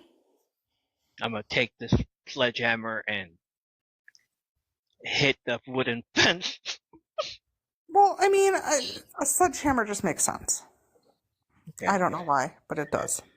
Daniel confronts him with the student nervously admitting talk is cheap, so he's building a bridge. Dimitri clarifies that it's an Okinawan sparring deck, the same one from the painting he saw earlier inside. Hawk designed the specs while Dimitri double-checked the physics. What kind of brothers are they again? What kind of what? What kind of brothers are they again? Oh my God. They're, I don't know. I forgot what they was called. Sam and Miguel appear from the back area where Sam reminds Daniel that Mr. Miyagi used the area for extra storage, though it's just dead plant now. Plus a new deck would mean more room for training. And more chores. Which excites Daniel. Ooh! Like good shit. Miguel adds that they're all going to help build it if their senseis approve. The men are dumbfounded as they look at their hardworking students. Yeah, sure. The students are teaching the teachers. I love that. After they both approve the decision and join the students in cleaning up. Back at the Cobra Kai dojo, Robbie explains to the Cobra Kai that their enemies are working together to beat them. They think they're better than Cobra Kai. He knows because he was one of Daniel's students. But that stopped today. He didn't want to join Cobra Kai, but he had to look in the mirror and realize who he was. At the mansion, Cheyenne asks Silver to get a bottle of wine from the cellar. Robbie adds, it's not how you start, but how you finish. To beat the enemy, they have to know the enemy's playbook. He's going to do that by teaching them Miyagi-Do karate, so they can beat Miyagi-Do karate. He turns to Kreese, stating that students are warmed up for him. Silver heads to the cellar to get one of his many bottles of wine. He sees an expensive wine bottle perched on a crate and expertly spin kicks it off the crate and shatters against the wall. Cheyenne asks if he's okay, and he says he's coming. The end credits begin with a tribute to Ed Asner, who passed on August 29, 2021. He played Johnny Lawrence's stepfather, Sid Weinberg, in the first 3 seasons, and he was also the voice of an old man from Pixar's Up. One last thing. Silver kicking the bottle of Kamen lava block into the door could be interpreted as him intending to remove the mask of his present self, as kamen also means mask in Japanese. And also is the name of the creator of the show, of Karate Kid. And that's it. We're good. We finished. Yay. What was your favorite badass moment? Oh. I was waiting for you to ask that. Like, okay. Did you forget about this? No, I didn't forget about this. Okay. I have it right here. But I still don't know. There wasn't like any favorable moments for me, except It was a hard episode to think of one, but I have one. But yeah. and it wasn't. Yeah. Okay. No, I don't see like I didn't see any of it like any badass moments from here. I was just like, I was excited to see it back, first episode back, and then cool, okay. Everyone coming together at the very end.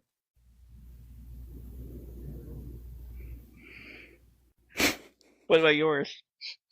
Oh, you're right. There wasn't any like oh my gosh moments or like but there never is in like I feel like what is it the first and second two. episode and then 3 starts getting good and then 5 it's like whoa. But I did really have to say that I mean not that it was badass. Hawk coming back even though he felt that he was not being seen or heard and everybody was against him and he felt left out. He still came back with this idea.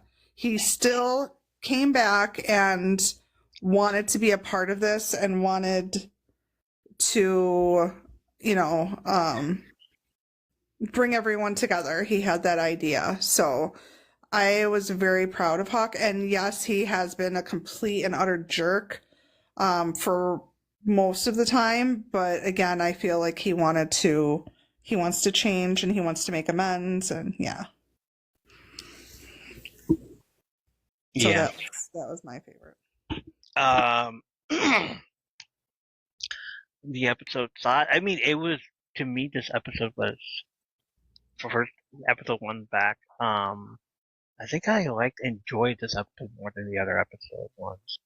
I agree because it's like the reveal at the end where Robbie is gonna teach them Miyagi-Do karate, gonna teach you how to defend yourself. I'm gonna teach you the defense they use. Mm-hmm. So you can use it against them. So you can anticipate those moves.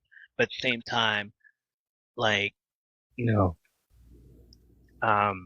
we're gonna do what Kreese wants you to do, but I'm gonna teach you those defensive moves. So they're teaching you pre-strike. We're teaching you blocks. And that was actually my favorite moment because I was expecting Robbie to go rogue and do all that stuff. Well, I like you said, I like the fact that the students were teaching the teachers. The students were teaching the teacher to get along, and they're just still fighting about it. And then they're like, "Oh, why didn't we think of this?" Yeah, exactly. So, I was going to ask you, what did you think made Terry change? Well, obviously, he's going to change his mind. What do you think it was? Do you think it was the whole in the back of his mind, oh, I still owe him? Or do you think it was something else? It's like boys, when we watch a karate movie, we want to do karate. He looked at the bottle, like, let me see if I can roundhouse kick this thing. I still got it. And then it's like, maybe teach a new generation of kids. And he just felt like, what am I doing here with this girl? When I can just have some excitement. You think he's missing the excitement? Because he's now Terrence. He's missing the excitement. I mean, he did say, he terrorized a young kid. Mm-hmm. Alright, now I'm older and wiser, I changed my name. And I changed my name. I'm no longer doing the snow stuff.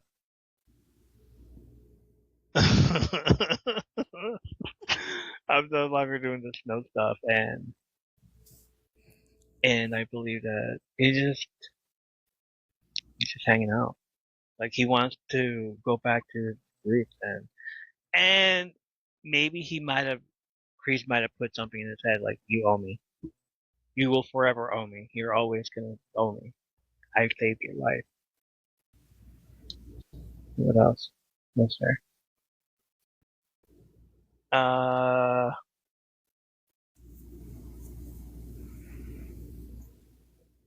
The bottle of wine Terry kicks right before they were credited a bottle of Common Lava Block, which is actually produced by Robert Mark Kamen, writer of the original trilogy. So it's his own bottle. And he kicked the creator's bottle. Really? Yes. I love that. The crew responded to the passing of Ed Asner by saying what little time they got to spend with him and what ended up being his final acting role was always a joy. He was always constantly cracking them up right to the end. Just love it. I love that. What did you think of the episode overall? Like I agree, it was definitely better than some of the other first episodes of each season. It kept my attention. It wasn't extremely like there was no action, but then again, that's usually how it starts off, but I thought it was still good. It was good. I was invested from start to finish because for the past 3 seasons, Johnny and Daniel were at odds, were fighting against each other, were enemies. They weren't fighting each other, but they were like, my dojo is better than yours. No, my dojo is better than yours. My dojo has, my dojo is this. Daniel's all like, I have a superhero complex. Like, I don't want Cobra Kai around. They were bullies back in the day. Nobody can change ever. Yes, exactly that. Like I was really the end of season 3. The end of season. Oh my goodness, the end of season 3. I was like, how is this gonna work? Because it had the best ending. We discussed that last episode, that it had the very best ending ever, the best song, everything. It was perfect, and I was so excited for season 4 to begin. I'm like, how is this gonna work? Like, how are they gonna work together? So yes, I'm exactly invested too, because you're like, what's gonna happen? How is this gonna be a thing? Exactly. Yes. Mikey, my dojo brings all the boys to the yard, and their strikes are better than yours. I could teach you, but I have to charge. Goodness. I think it's time to end here. I think it's time to end it. Yes, I agree with you for once. Well, for once? That we need to end it. That we need to end it. Like usually I'm the one asking you, like, I think we should end it. Like, no, I'm the one. Like, so now that's going in. All right. That's all for this episode. If you feel want to do more to support M3P Network and the podcast, follow us on Instagram, Twitter, the thread at M3P Network. We're also on the Butterfly app. I don't know. I might be leaving Twitter soon and joining the Meta team at Blue Sky. So I'm gonna have a new link to the new app, please, because I need people there too. Like, it's fairly new. We thought like it opened up because somebody bought Twitter this past year. So, well, no, that was last year, I think. I forgot when. So Blue Sky, you're on Blue Sky? Add me. So Blue Sky was open because I think Mark Zuckerberg decided, Meta, hey, come here, we're new. So like everybody was freaking out because of the whole thing on Twitter, so they went to Blue Sky. I ended up making an account, but then I didn't use it at all. I was like, whatever. But recently, it's the same as Twitter. But better. But no, Mr. Tusk went with Tusk. Anyway, the guy trying to bring AI to the front. Anyway, be on the lookout for the M3P corn site coming soon. Oh my I god. love you, brother. Never heard of it. So Blue Sky is a thing. It's mostly going to be like Twitter 2.0. I'll put the link in the link tree for now on. See how that goes. See if you guys hang out or anything. But we're also in the threads, all that stuff. Check us out on YouTube if you want to watch us. We'll do some reacts as well. The socials will be in the link tree. Follow and join the lives on TikTok at Evolution of a Geek by subscribing or join us. Show up to the live streams to hang out with the rest of the M3P community, and I will shout you out. There's a long list this week. I don't know, because we did an episode last Wednesday, and it's been weeks. It's been weeks. It's been forever since we last did something. So, here it is. I also said, let's duet these people as well. Menace, Brandy, Haunted Dahlia, Stabby Tabby, Mama Cat 1999, Catherine, Micro, Cat, our friend Cat, Lorfield, Mike W, L does what she wants, Leanna, Forever Miss Dawn, Rogue as Dannykins, Alexandria, Still Little Redhead, Sky the Panther 84, Misty K, Feeling Free, Jessa, KD Gonger 1995, Pinky's Pretty Sings, Jesse McTikTok, Vegas Mood, Brooklyn 1380, Carpe Diem, is Jeff, Wheezy Breezy, Jaden, Fox and Locks, Kirsten with the Curls, Miss LB, Vanessa Not for the Week, Just Eve, Miss Reese's Pieces, Amy McConnell, NP Blackcoat, Crimson, Cindy's 1984, Hey Y'all, Spicy Cajun Queen, El Chapo Guapo, Your Bestie Joe, Midnight Girlie 88, Sandra Woodbury, Spicy Cajun Queen, I Love Dogs 2025, Rachel Teehee, Ashley J 94, Erica MS Warrior, Damaged Plant, Tortillas Quemadas, Bifiana 3, Liz R 7077, oh my god, Mikey on mute, F this pod with Ash, I Challenge You 2024, Crazy Beautiful Life, Running with Wolves, the Peter Jensen, Lorfield Fam, Home Saints, and over on YouTube, the creator of this beautiful, beautiful logo that you see here today. He also made us a new catchphrase as well, the putting the fun in fundamentally wrong. Gonna put that on a shirt. Lone Dog 80, our friend Shenrod, SkylessCrystalShop.etsy.com. Check out her shop for self-healing crystals and free gifts with every order. And thank you for supporting, listening to the podcast, joining the TikTok Live, and being a huge part of my third place community. Tell your friends. Didn't you have a question? We had a question. Yeah, it was the popcorn and the ice cream thing. Ask it. And also, ask. We want to know again what you're grateful for this week. It can What? be the same. Grateful, okay. Yeah, or thankful for, because something always happens every day, every week, or something different could happen. So tell us something that you're grateful or thankful for this week, or if it's the same as last week, that's fine. Also, send us any poems, writings, book reviews, or a book that you want to suggest or recommend. Are we doing the movie thing or just books for now? Movie too? Throwing in a movie review? Throw in a movie, throw in TV shows. What do you like? Anything, yes. Write something. Yes. Tell us. And question of the week, have you ever tried popcorn in your ice cream? And if you have, tell us, should we try it? Do we want Evo to try it live? Sugar-free ice cream. Sugar-free ice cream. You can do sugar-free ice cream. You're not going to be eating a whole bowl of it, right? That'll be your cheat day. Yes, I will make a video and we'll see we see how many, if I get what, How about we say 25 likes, 50? I'll do it likes? anyway. That's okay. You don't have to. No, it's fine. I'll do it You anyway. do it for free. I'll Awesome. do it for free. Oh no, yeah, this has been a long episode. I'm good. We're good. Thank I don't you even know for- what the question was. I don't know. Listen to the podcast. Join the TikTok live and be a huge part of my third place community. Tell your friends. Join us next time for more behind the scenes stories, movies, and TV show reviews.